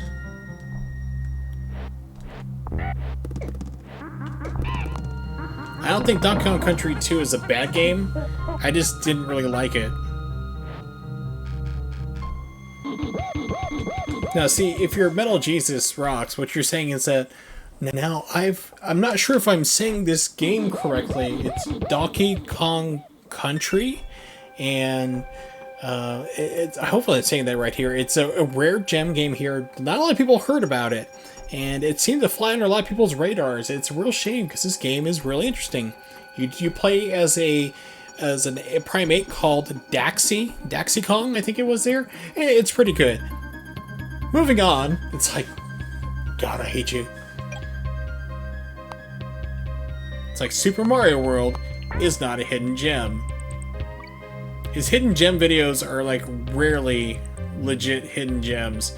I think there's one I saw for the Sega Genesis that actually had a hidden gem on it, and for me that was General Chaos. He actually brought it up on his videos. I'm like, yeah, that's a game not a lot of people know about, and I definitely enjoy it. I played it on stream once. Short little game, a lot of fun to play 2-player. 1 player's not bad, but 2 is where it's definitely at. I remember, like, Reggie, his one of his sidekicks or guests he has on his show, That guy is incredibly thin-skinned and like a crybaby. It's insane. Because he was on one of the episodes, and I called him out for it. He was just like, yeah, I have this game here. I don't know what it's called. I don't know what it's about, but yeah, it's a great game. And this game, I don't know how to say it, but yeah, it's a game. I don't know what system's for. Yeah, I got it in my collection. What do you think about Jesus? He's just like looking at him like, I don't know what the hell you're talking about, man. So I called him out for it. I'm like, listen, man, it's like, just do some borderline research for your videos next time. If you're gonna pick a game, like write down a cue card, like how to say it if you're not sure. If it's a Japanese import game, like a Sega Saturn or PlayStation, they have the English version printed on the other side. You have the Japanese, and then you flip it around the other way, like on the other side, and it's in English. Yeah. Reggie, who has, like, doesn't have a bed, or I think he has a bed, but it's like too many games on it. It's like, well, there's type of people where it's like, okay, your collection's taken over your life. You should probably seek help for that. You know, don't run into a Luke Morris situation where you have obvious collecting problems, hoarding issues, and you're living in a place where games are abundant.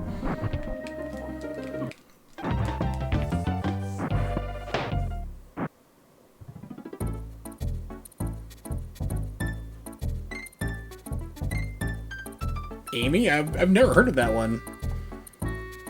Yo, yeah, I forgot about the whole... Oh. Now, you see people like that, and you wonder, like, how they afford all their stuff. I mean, you have to figure that a lot of them do not have families, like they don't have wives, girlfriends, kids. Some of them do. But, like, they're literally spending all their money on video games. And that's a problem. I mean, you still have to be able to pay your bills and everything, but it's like, you see some of these collections, you're like, how do you live? I mean, what do you do for a living? And you find out, and you're like, that shouldn't be able to support your lifestyle.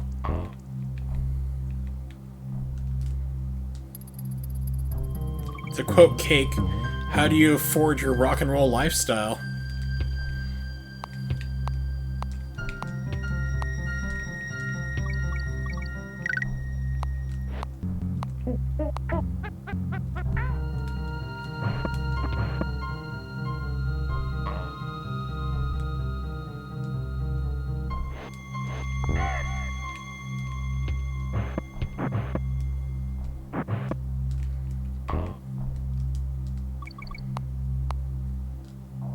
Oh, God.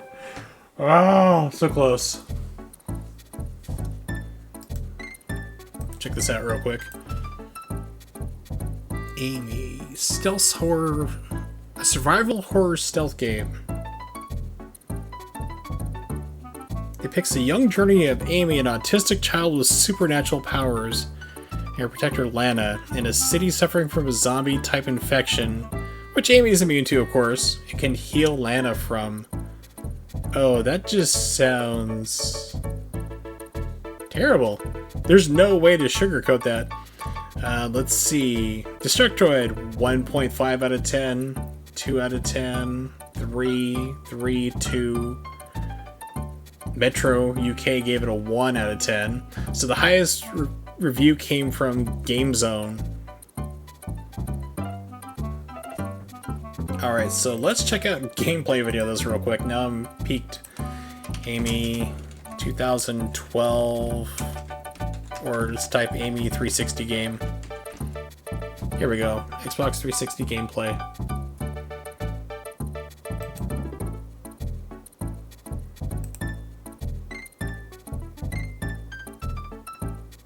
Okay, even for Xbox 360, this looks pretty bad. Right now I'm on Elgato software, so I can't show everybody what I'm looking at. I'm just gonna jump through the video real quick, just take a look at it. But yeah, this looks bad even by 360 standards. This is terrible. Screen tearing galore. Animations. A guy just walked through the character. Wow. Yeah, that looks pretty bad.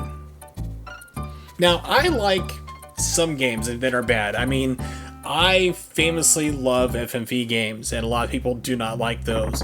But there are some games that are just legitimately bad and you cannot defend, and that looks to be one of them.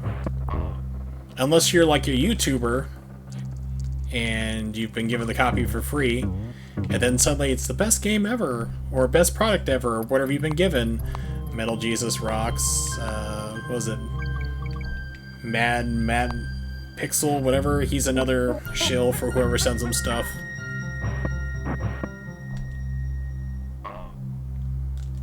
Alright.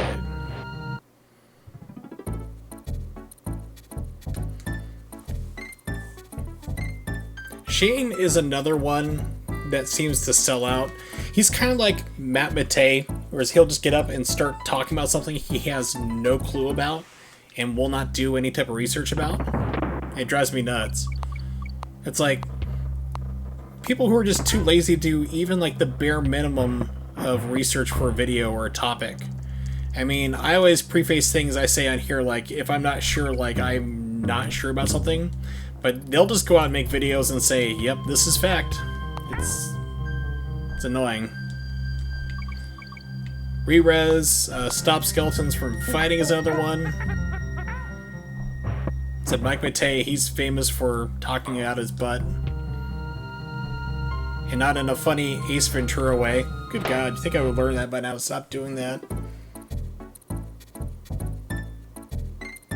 Mad Little Pixel, there we go.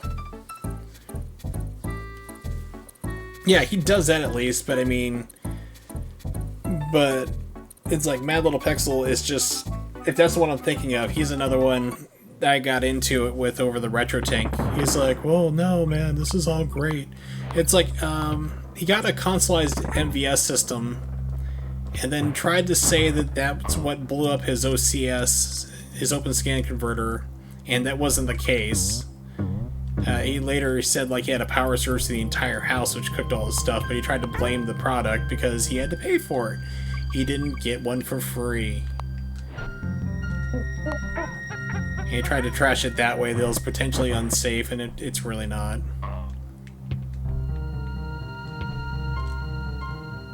And then for the Retro Tank, he's like, oh no, there's no audio problems whatsoever for it. This is an entirely great product and everything works great. There's no audio problems.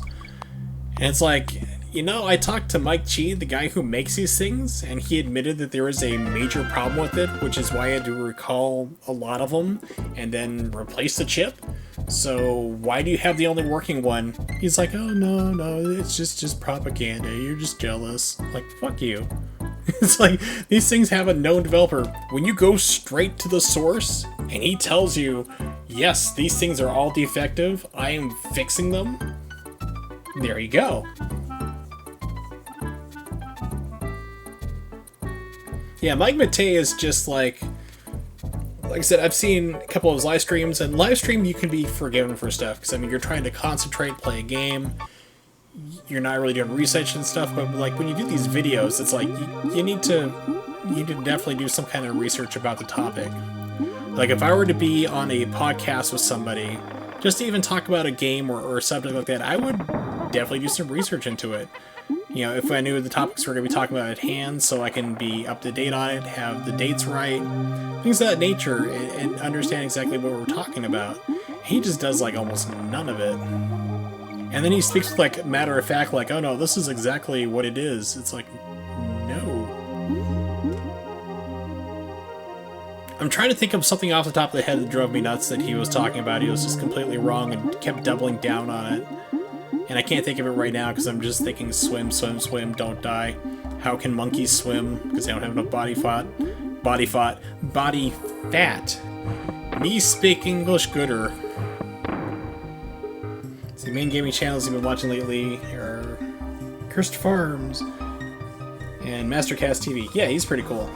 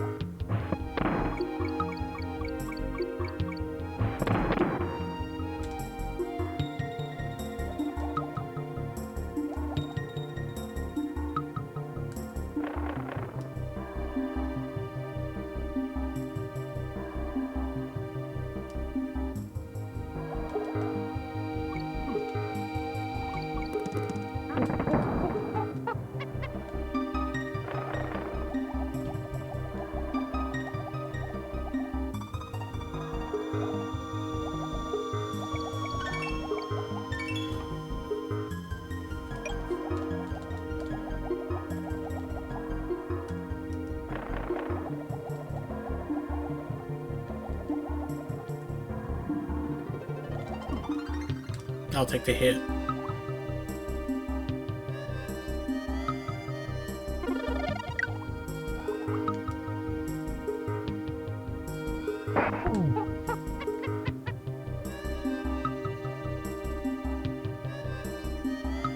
Yeah, I mean, like, if you're doing a sponsored or endorsed thing like that, I've seen channels do that before, but a lot of them, the reputable ones, will say like, "Hey, this was sent to me by this company, but my opinions are my own," and that's fine. And I don't have a problem with that. But like, if you're giving glowing reviews and everyone else is calling you a piece of crap, then you got problems. T. Wallace! Everybody knows Kitty Kong is the best Kong of them all. I think Kitty, wasn't that the one from 3? That was basically the replacement? Yeah, I just had to Google it. Yeah, that was the replacement for Donkey in 3. We'll get to it eventually. So good to see you, T. Wallace. Yeah, so for YouTube reviewers, as long as they disclose, one, they're getting it there, but they need to still be able to speak out against stuff they have. I'm trying to think of the guy's name, but he was like praising the AtGames Genesis systems, like they were the best thing ever, no sound problems to him whatsoever, and like all the nonsense. And everyone in the like comment section was just ripping him to pieces. It's like, okay, it's obvious that you got paid off by these guys. It's like there's nobody likes these things. They are like straight up garbage. But anyway, T. Wallace, like I said, good to see you again. And in case you missed it, which I'm sure you may have, I'm going to be doing the entire Donkey Kong Country series, doing 1 through 3. Not today, of course, not entirety. Yes, his special brother that we don't really talk about too much.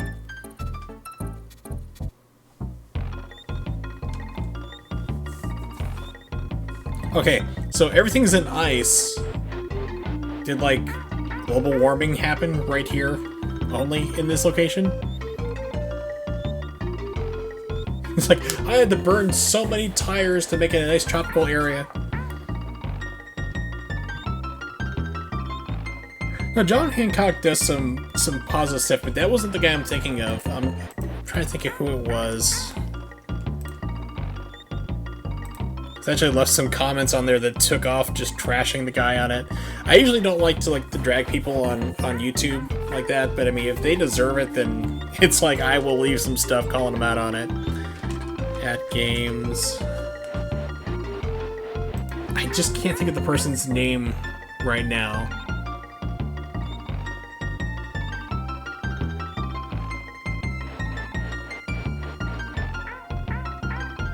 But it's like you watch the review and it's like, okay, it's obvious you either are completely ignoring what's going on or you never plugged it in. So you finally have internet back here, okay. Resort internet's not so hot. Yeah, whenever you go to a hotel, resort, whatever, it's always iffy. Oh, this is gonna be fun. Alright, so here's the problem with this guy. I'm light sensitive. That's not too fun. Can you also see if I can get it just right? You can pause it on just the right frame, and it'll be nothing but a white screen. Almost. What was your favorite part of Rosal's screen? Well, when he kept dying and then kept trying to, blind everybody in chat. That was amazing.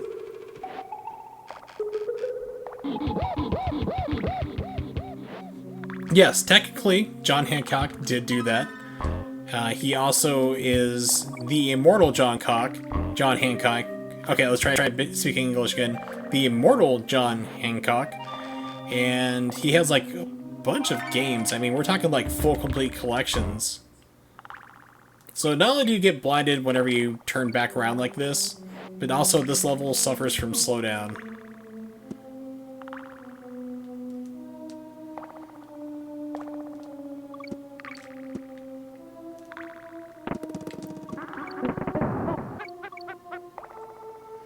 So you're half tempted to get like one of the at-game systems?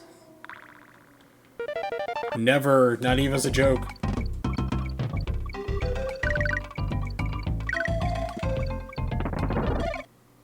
Hey, Fico! Very late for you once again, but good to see you. So, what do you think then about that Capcom system that's coming out for like $260 that has 16 ROMs on it? For me, it's a hard pass. I'm like, for that, just buy a Pandora. I mean, you can probably buy a Pandora 6 or 7 for about $150, $160 and have thousands of games. Because it's FBA on there. Same emulator that I use on my computer when I do arcade streams.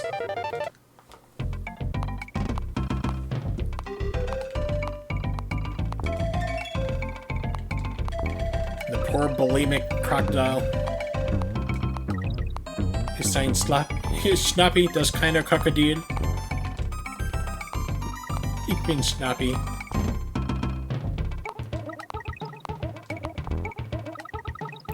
True. I forgot you had that.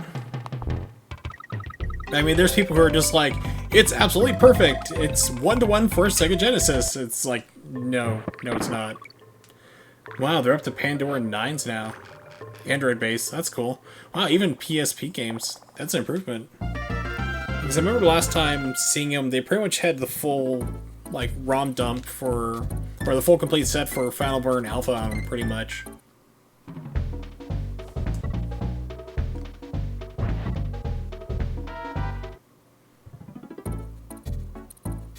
But at least, so far, it's not the PlayStation Classic. That's like the bar for everything.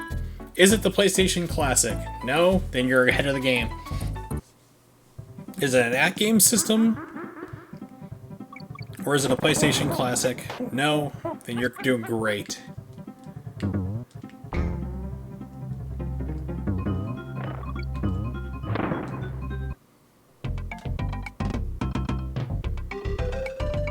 Yeah, for Pandora's, I've seen that there's like a bunch of clones all over the place, which I'm not really going to get. I am happy with just the, you know, the main ROMs you can download or the full sets, and Final Burn Alpha, like the one I have, which I think is still the latest one.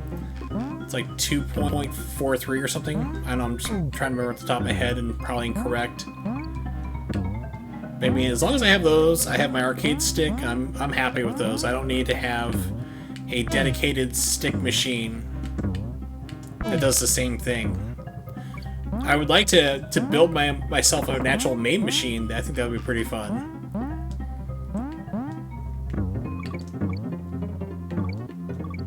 That'd be a fun project someday.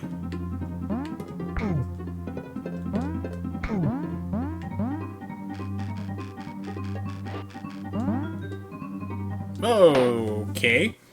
I even watched on the replay, I'm like, I just fell through that. No, so for the one we're talking about is Pandora, as well as thinking of. So it's like, I wouldn't buy one of those myself. Like I said, I have the full main ROM set on my computer. I have the full Final Burn Alpha ROM set. I'm happy with those. I know you can mod those things and so forth, but for me it's just like, eh. I can see the appeal of them, but I'm happy with what I have on my computer. I'm fine with that.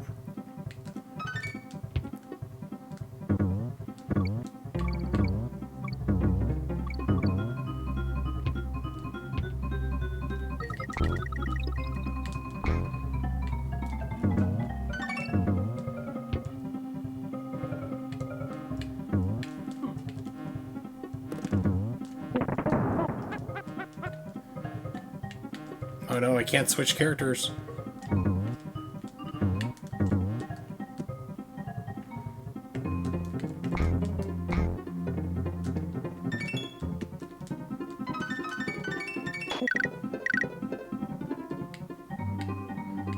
Yeah, that'd pretty much be the reason to get it, just to install it onto a cabinet.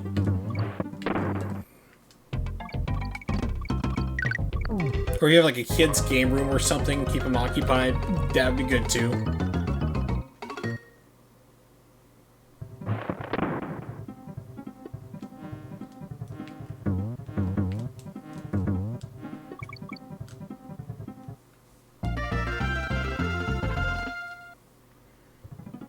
Alright, finally done just about with the ice levels. We're gonna save.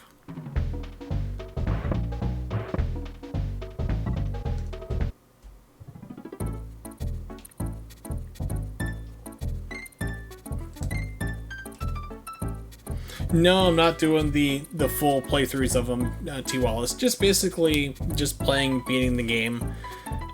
Way back in the day, I used to be able to do 101% of this game in 59 minutes. That days are long gone. But the goal is just basically just play through, beat the game, and that's it. I'm not worried about getting every bonus level or every hidden thing. So I think Donkey Kong Country 3 went to, I think, 103% or 105 or something crazy like that. And then the newer ones can go up even the higher levels. This game does 101. I think Donkey Kong Country 2 did 102. It's been a while, so I'm probably mistaken on that.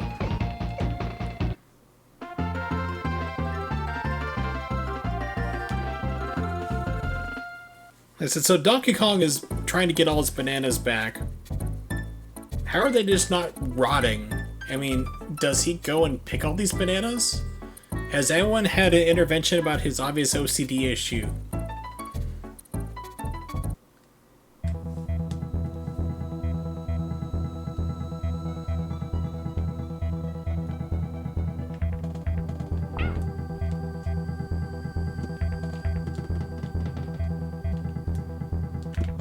And missed. Awesome. I am so great. I think this might be the level that has a bonus level inside of a bonus level. Which is like the most tricky, evilest thing ever.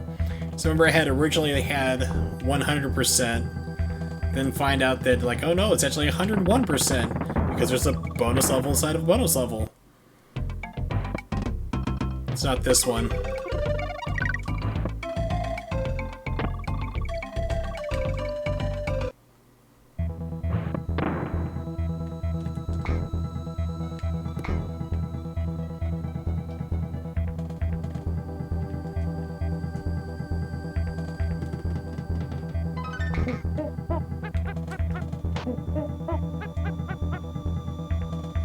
Yeah, I was wondering about that. Like, okay, like, why does Donkey Kong need all these bananas? Like, so either he has severe OCD, or maybe he has, like, he's got a side deal with Chiquita and Dole.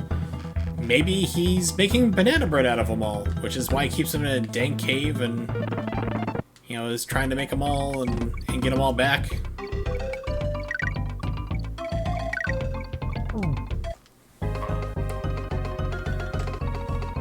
The everlasting banana. You just pick them and they just stay that way forever.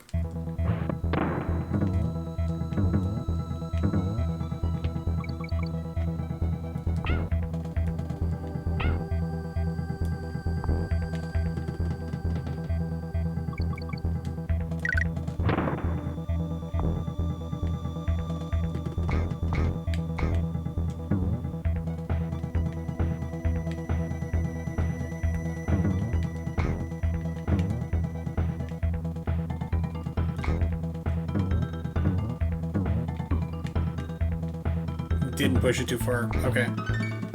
Didn't push it far enough is what I meant to say.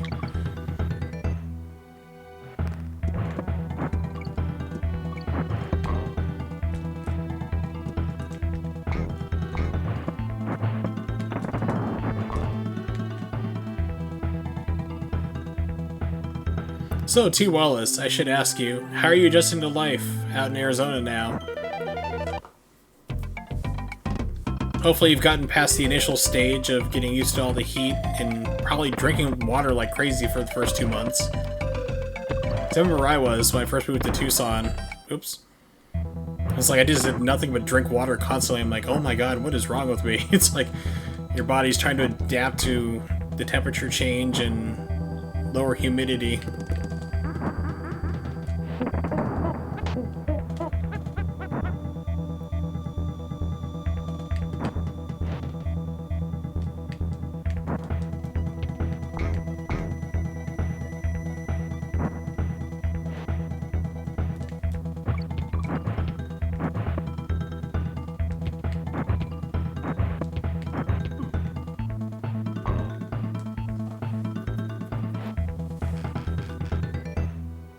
Yeah, Phoenix area water isn't too great. Tucson wasn't too bad. But I usually kind of stuck with bottled water anyway, so I just preferred the taste of it. Too soon. But yeah, I mean, you're heading right into the peak hot season, of course, as I call it, because that's like you moved out right where it starts getting hot, like end of March, early April.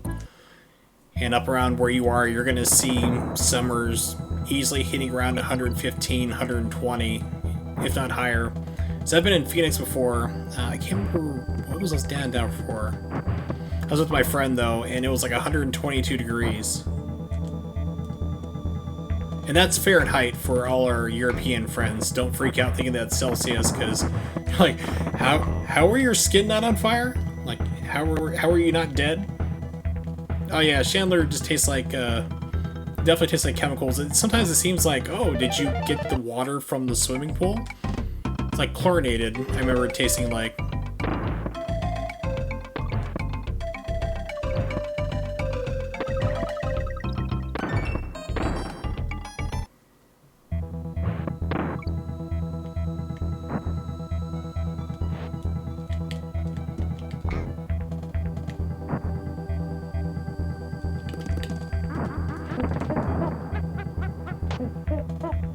But then wait for the monsoon season. That starts up July. Yeah. Like early July. Actually, it's kind of like mid to late July. And you'll be able to set your watch for when it's going to rain every single day. Like in Tucson, that was like around 5:10 every single day. 5:10, 5:20 p.m. You just get a downpour of rain, streets would flood.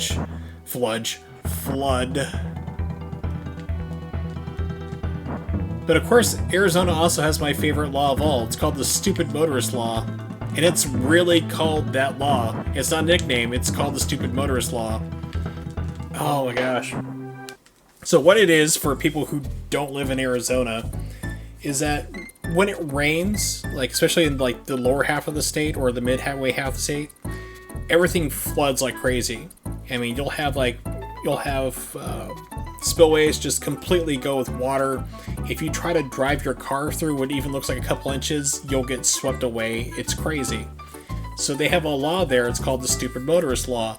So if there's running water after a rainstorm like that, and if there's signs telling you not to drive through, and you get swept away, and if you're fortunate enough to live and need rescued, and you have to pay for the cost of your rescue, and it's an automatic 30 days of jail on top of a fine. So you get fined for the rescue cost, fined on top of it, and they have to spend time in jail. And people will there have been people who got swept away in SUVs, climbed out through their SUV roof and left their kids into the car, and then tried to swim away or run away from the cops just so they didn't have to go to jail. It's and then of course they go for jail even longer for child endangerment, child abandonment, and other nonsense. But I loved it. I mean, it's a great law. It's literally called the Stupid Motorist Law. It's they really need to have that nationwide for anywhere that has flooding problems or anything like that in general.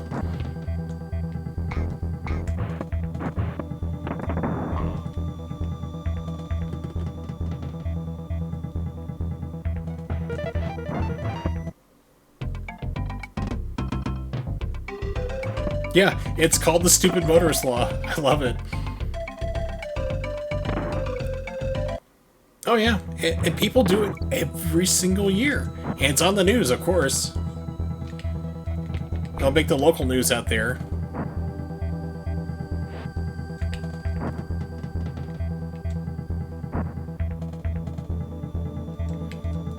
That's pretty much the only place to, one of the few places where if you go outside in the desert, you really need to have a gun with you, just because if you run across something that can potentially kill you. It's not too bad around the populated areas, but you still have to be careful, because they have things called javelinas, which are like wild boar, and they will attack on sight. And if you run across them in the desert, or coyotes, they've been able to attack.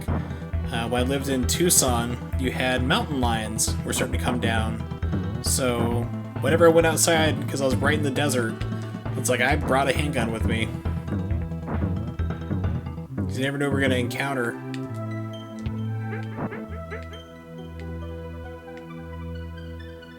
Especially rattlesnakes, that's fun. Yeah, you can roll off a ledge and jump. I've done that a couple times.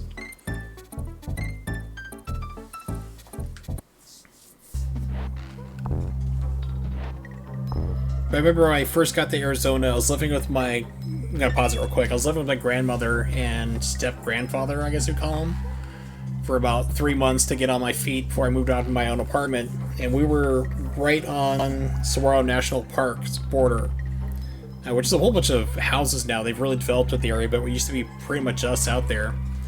And I was going out to feed the dogs in the backyard, and I heard a rattlesnake go off. So I stopped, because I know not to move or anything like that. And it's like a 2-foot baby rattlesnake, and those are deadly. I mean, because an adult will hit you, they'll bite you, and they'll put a little bit of poison.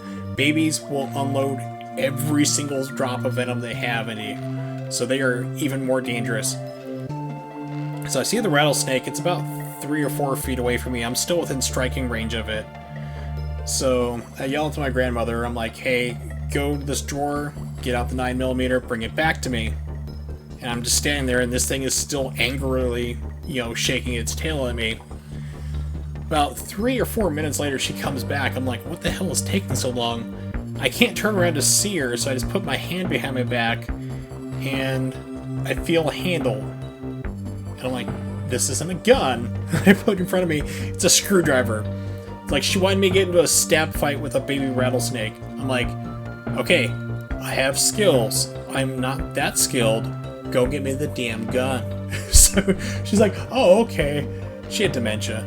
So she went and got the gun. I blew its head off, and that was the end of the story. But I just remember she giving me the screwdriver, thinking I was going to get into a slap fight with it. It's like, no, not today. Not doing that.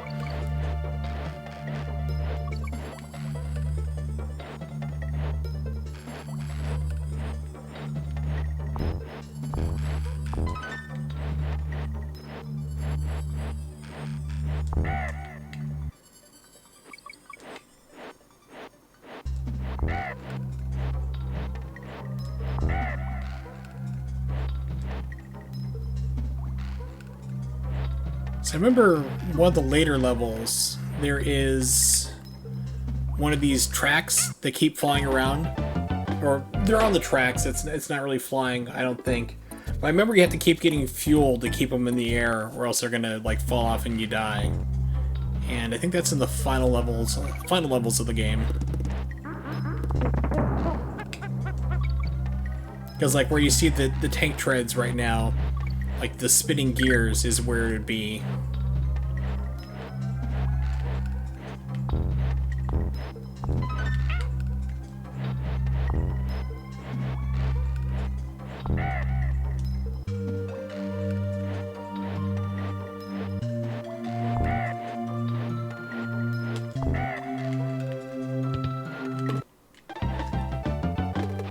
Okay, don't get into a slap fight with vultures flying around here for unknown reasons. I'm starting to hear a little pop and crack on the microphone.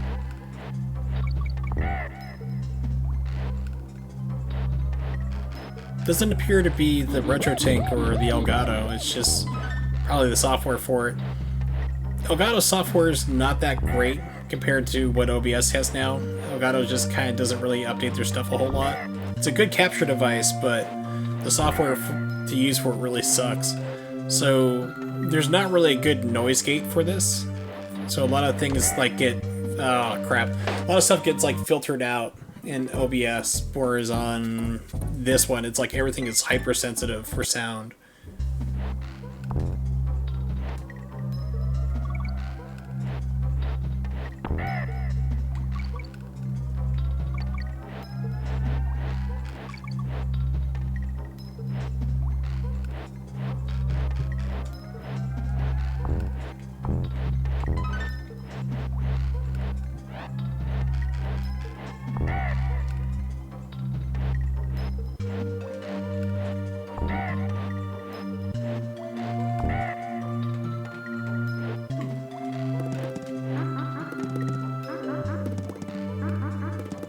Come back! Oh no! Yes, I knew that was gonna happen. Okay, I need to get through this so I can get to the save point. Because I'm not going to be beating this tonight. My original plan for today's stream was actually to do another Bayonetta 2 speedrun. Unfortunately, my health is not really allowing that right now. Maybe next time, but... So I figured, okay, let's get a start on the Donkey Kong Country plans that I had.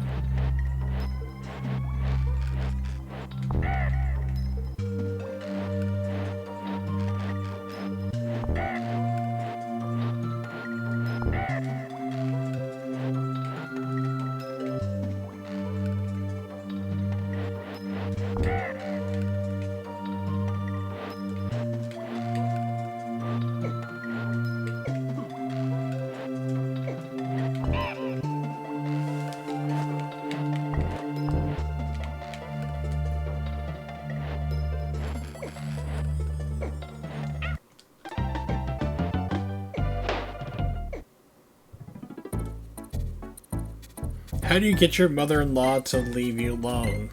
Well, that's pretty easy. Don't have a mother-in-law. Don't get married! Don't be happy with your life. Look how I turned out. Okay, maybe not really the best suggestion or example?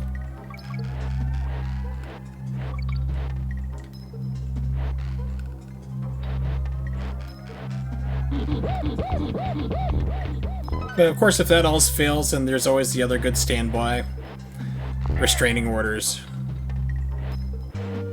Not just for that girl who finally noticed you.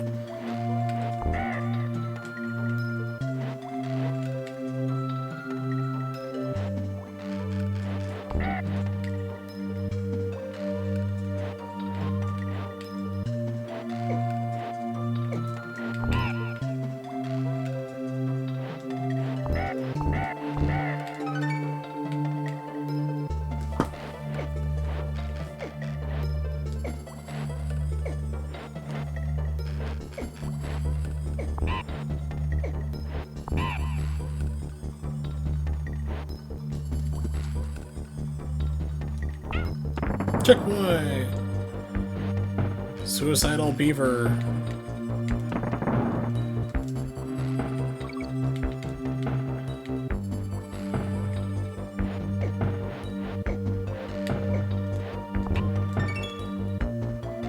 Alright, buddy.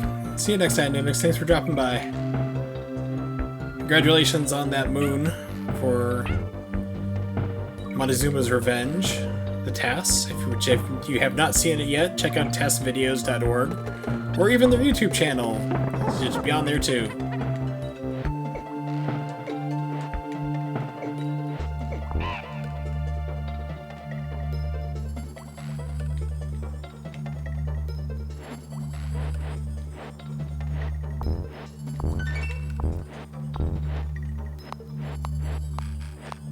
Schnappy, no!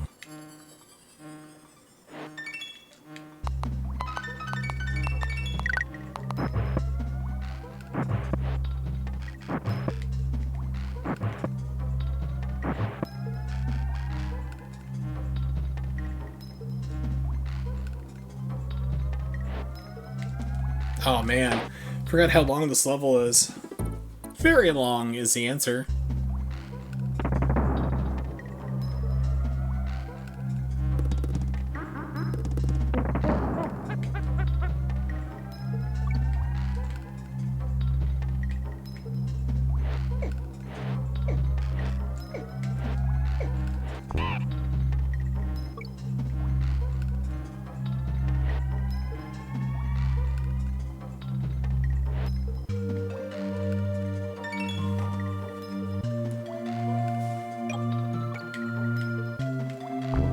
Oh crap. Unfortunately, when you're on this platform, you can't switch off to Donkey Kong. So you're stuck as Diddy, who lacks the weight to kill those guys.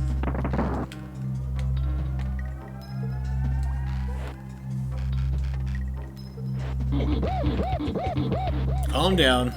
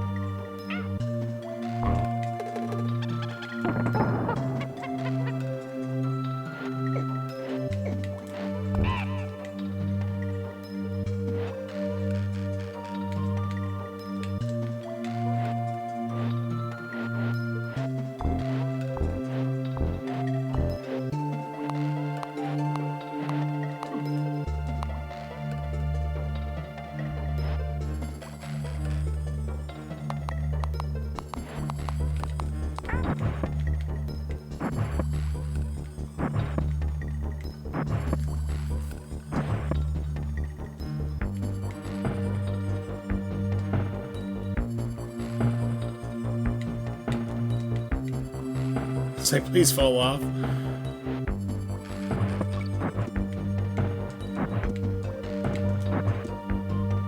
Alright. Whew, almost a save.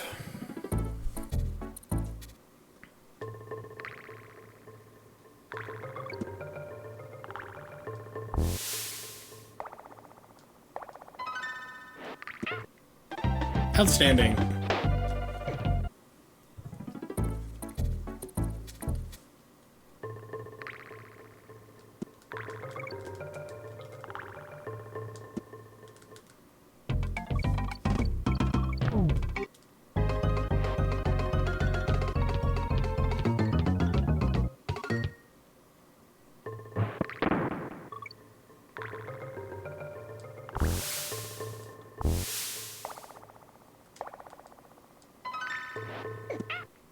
Again, because I'm slow to learn.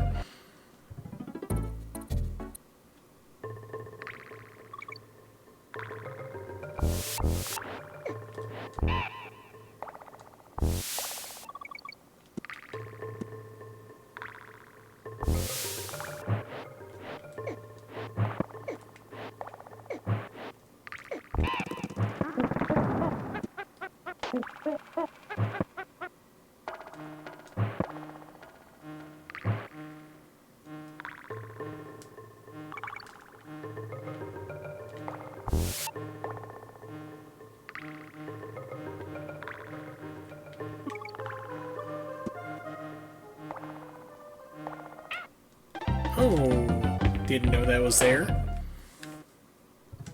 Surprise, and I was.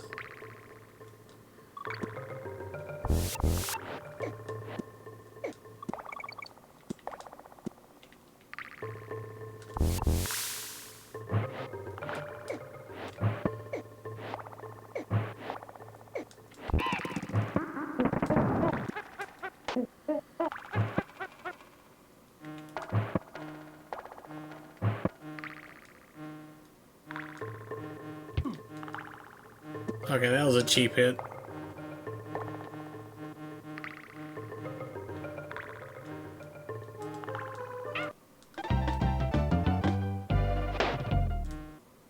Okay, gotta move fast.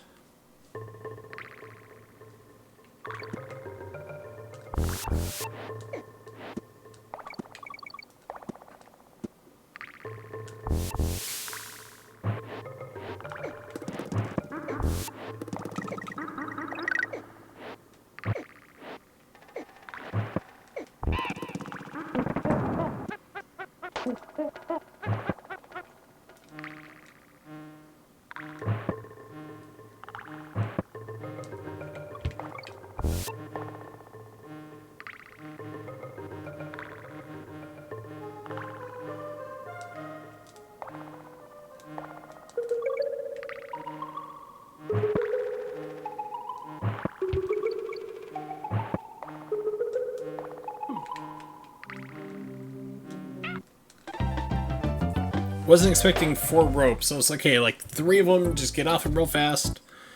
No. I'm wondering, like, can I make it to the save point before I get a game over?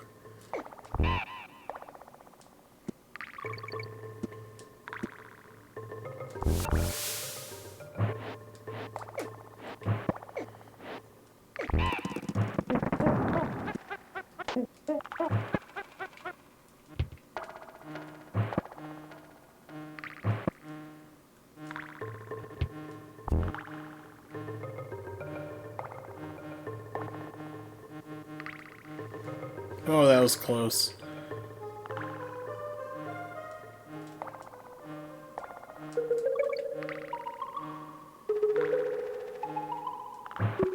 So T. Wallace, if you're still here in chat, I have a question for you. Have you hit up Los Betos or Filibertos yet?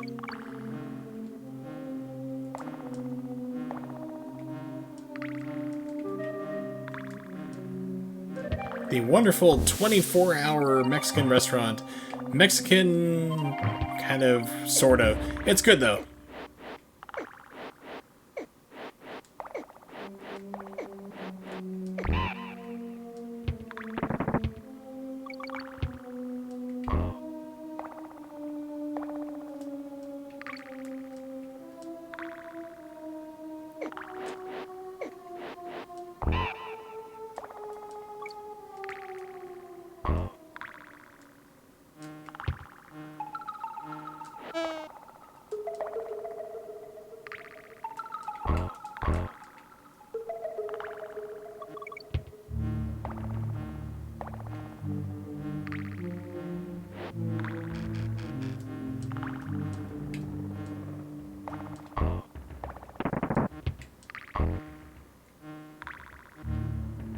Okay, I thought it was gonna be lower. Nope.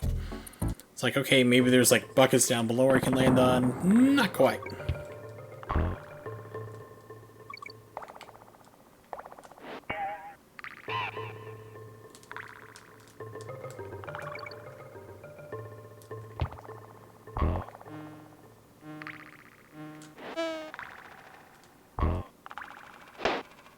Okay. So I landed on somebody down there.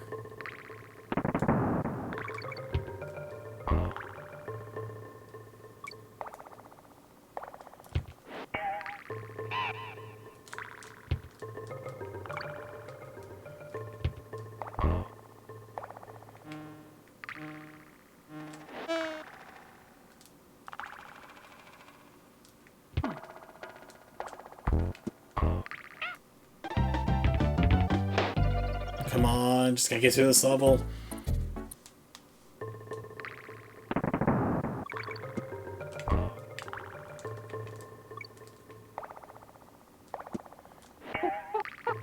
Okay, that was not expected. It's not the desired result I was looking for.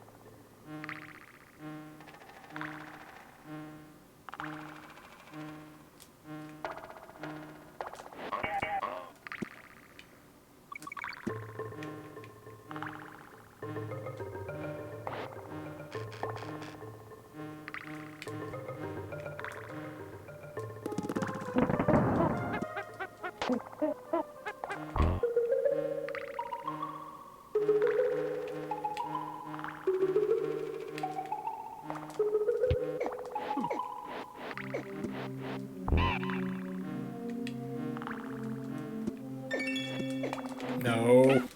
Oh, son of a bitch, come on.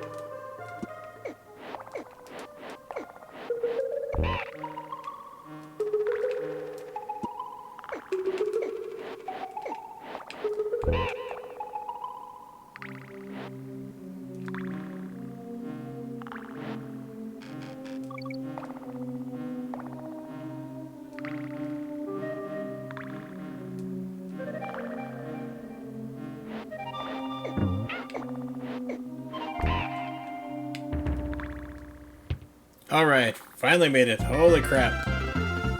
Now I can save. Which I shall. Oh my goodness. And jump in. Okay. Whew. With that, I am quite beat up. Like I said, I'm having arthritis flare-ups and fibro and all sorts of fun stuff right now. So, I'm going to turn down the game audio a little bit here while I wrap things up. So, of course, I do definitely want to thank everybody for tuning in today and everybody who lurked. Definitely want to give a shout out to Nimix and T. Wallace, Executioner, Fico showed up as well, and Ronnie. Yeah, so I think that's just about all, and if I'm missing anybody, I do apologize, but let's see who else. There's somebody else new. Jonathan Miller, Brazilian. Yeah, that's who it was. Came in earlier. So, appreciate everybody hanging out. I might be streaming again tomorrow at 8:30 p.m. Eastern Standard Time. If you don't know when that is, just go ahead and Google that exactly as I put it into the chat, and it'll give you an idea of exactly what time it would be for where you are in the world. You can also check me out on Twitter at Wurzel555.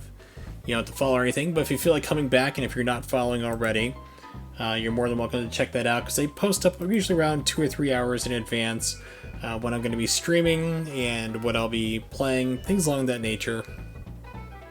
And so the next time that I do some streaming, like I said, if I do it tomorrow, really want to do another Bayonetta 2 speedrun. But if my body still can't quite handle it, then I'm just going to go and keep going through, and we'll finish this game and get started up on Donkey Kong Country 2 as I work my way slowly getting through, playing through the entire series. So thanks for hanging out, and see you guys next time.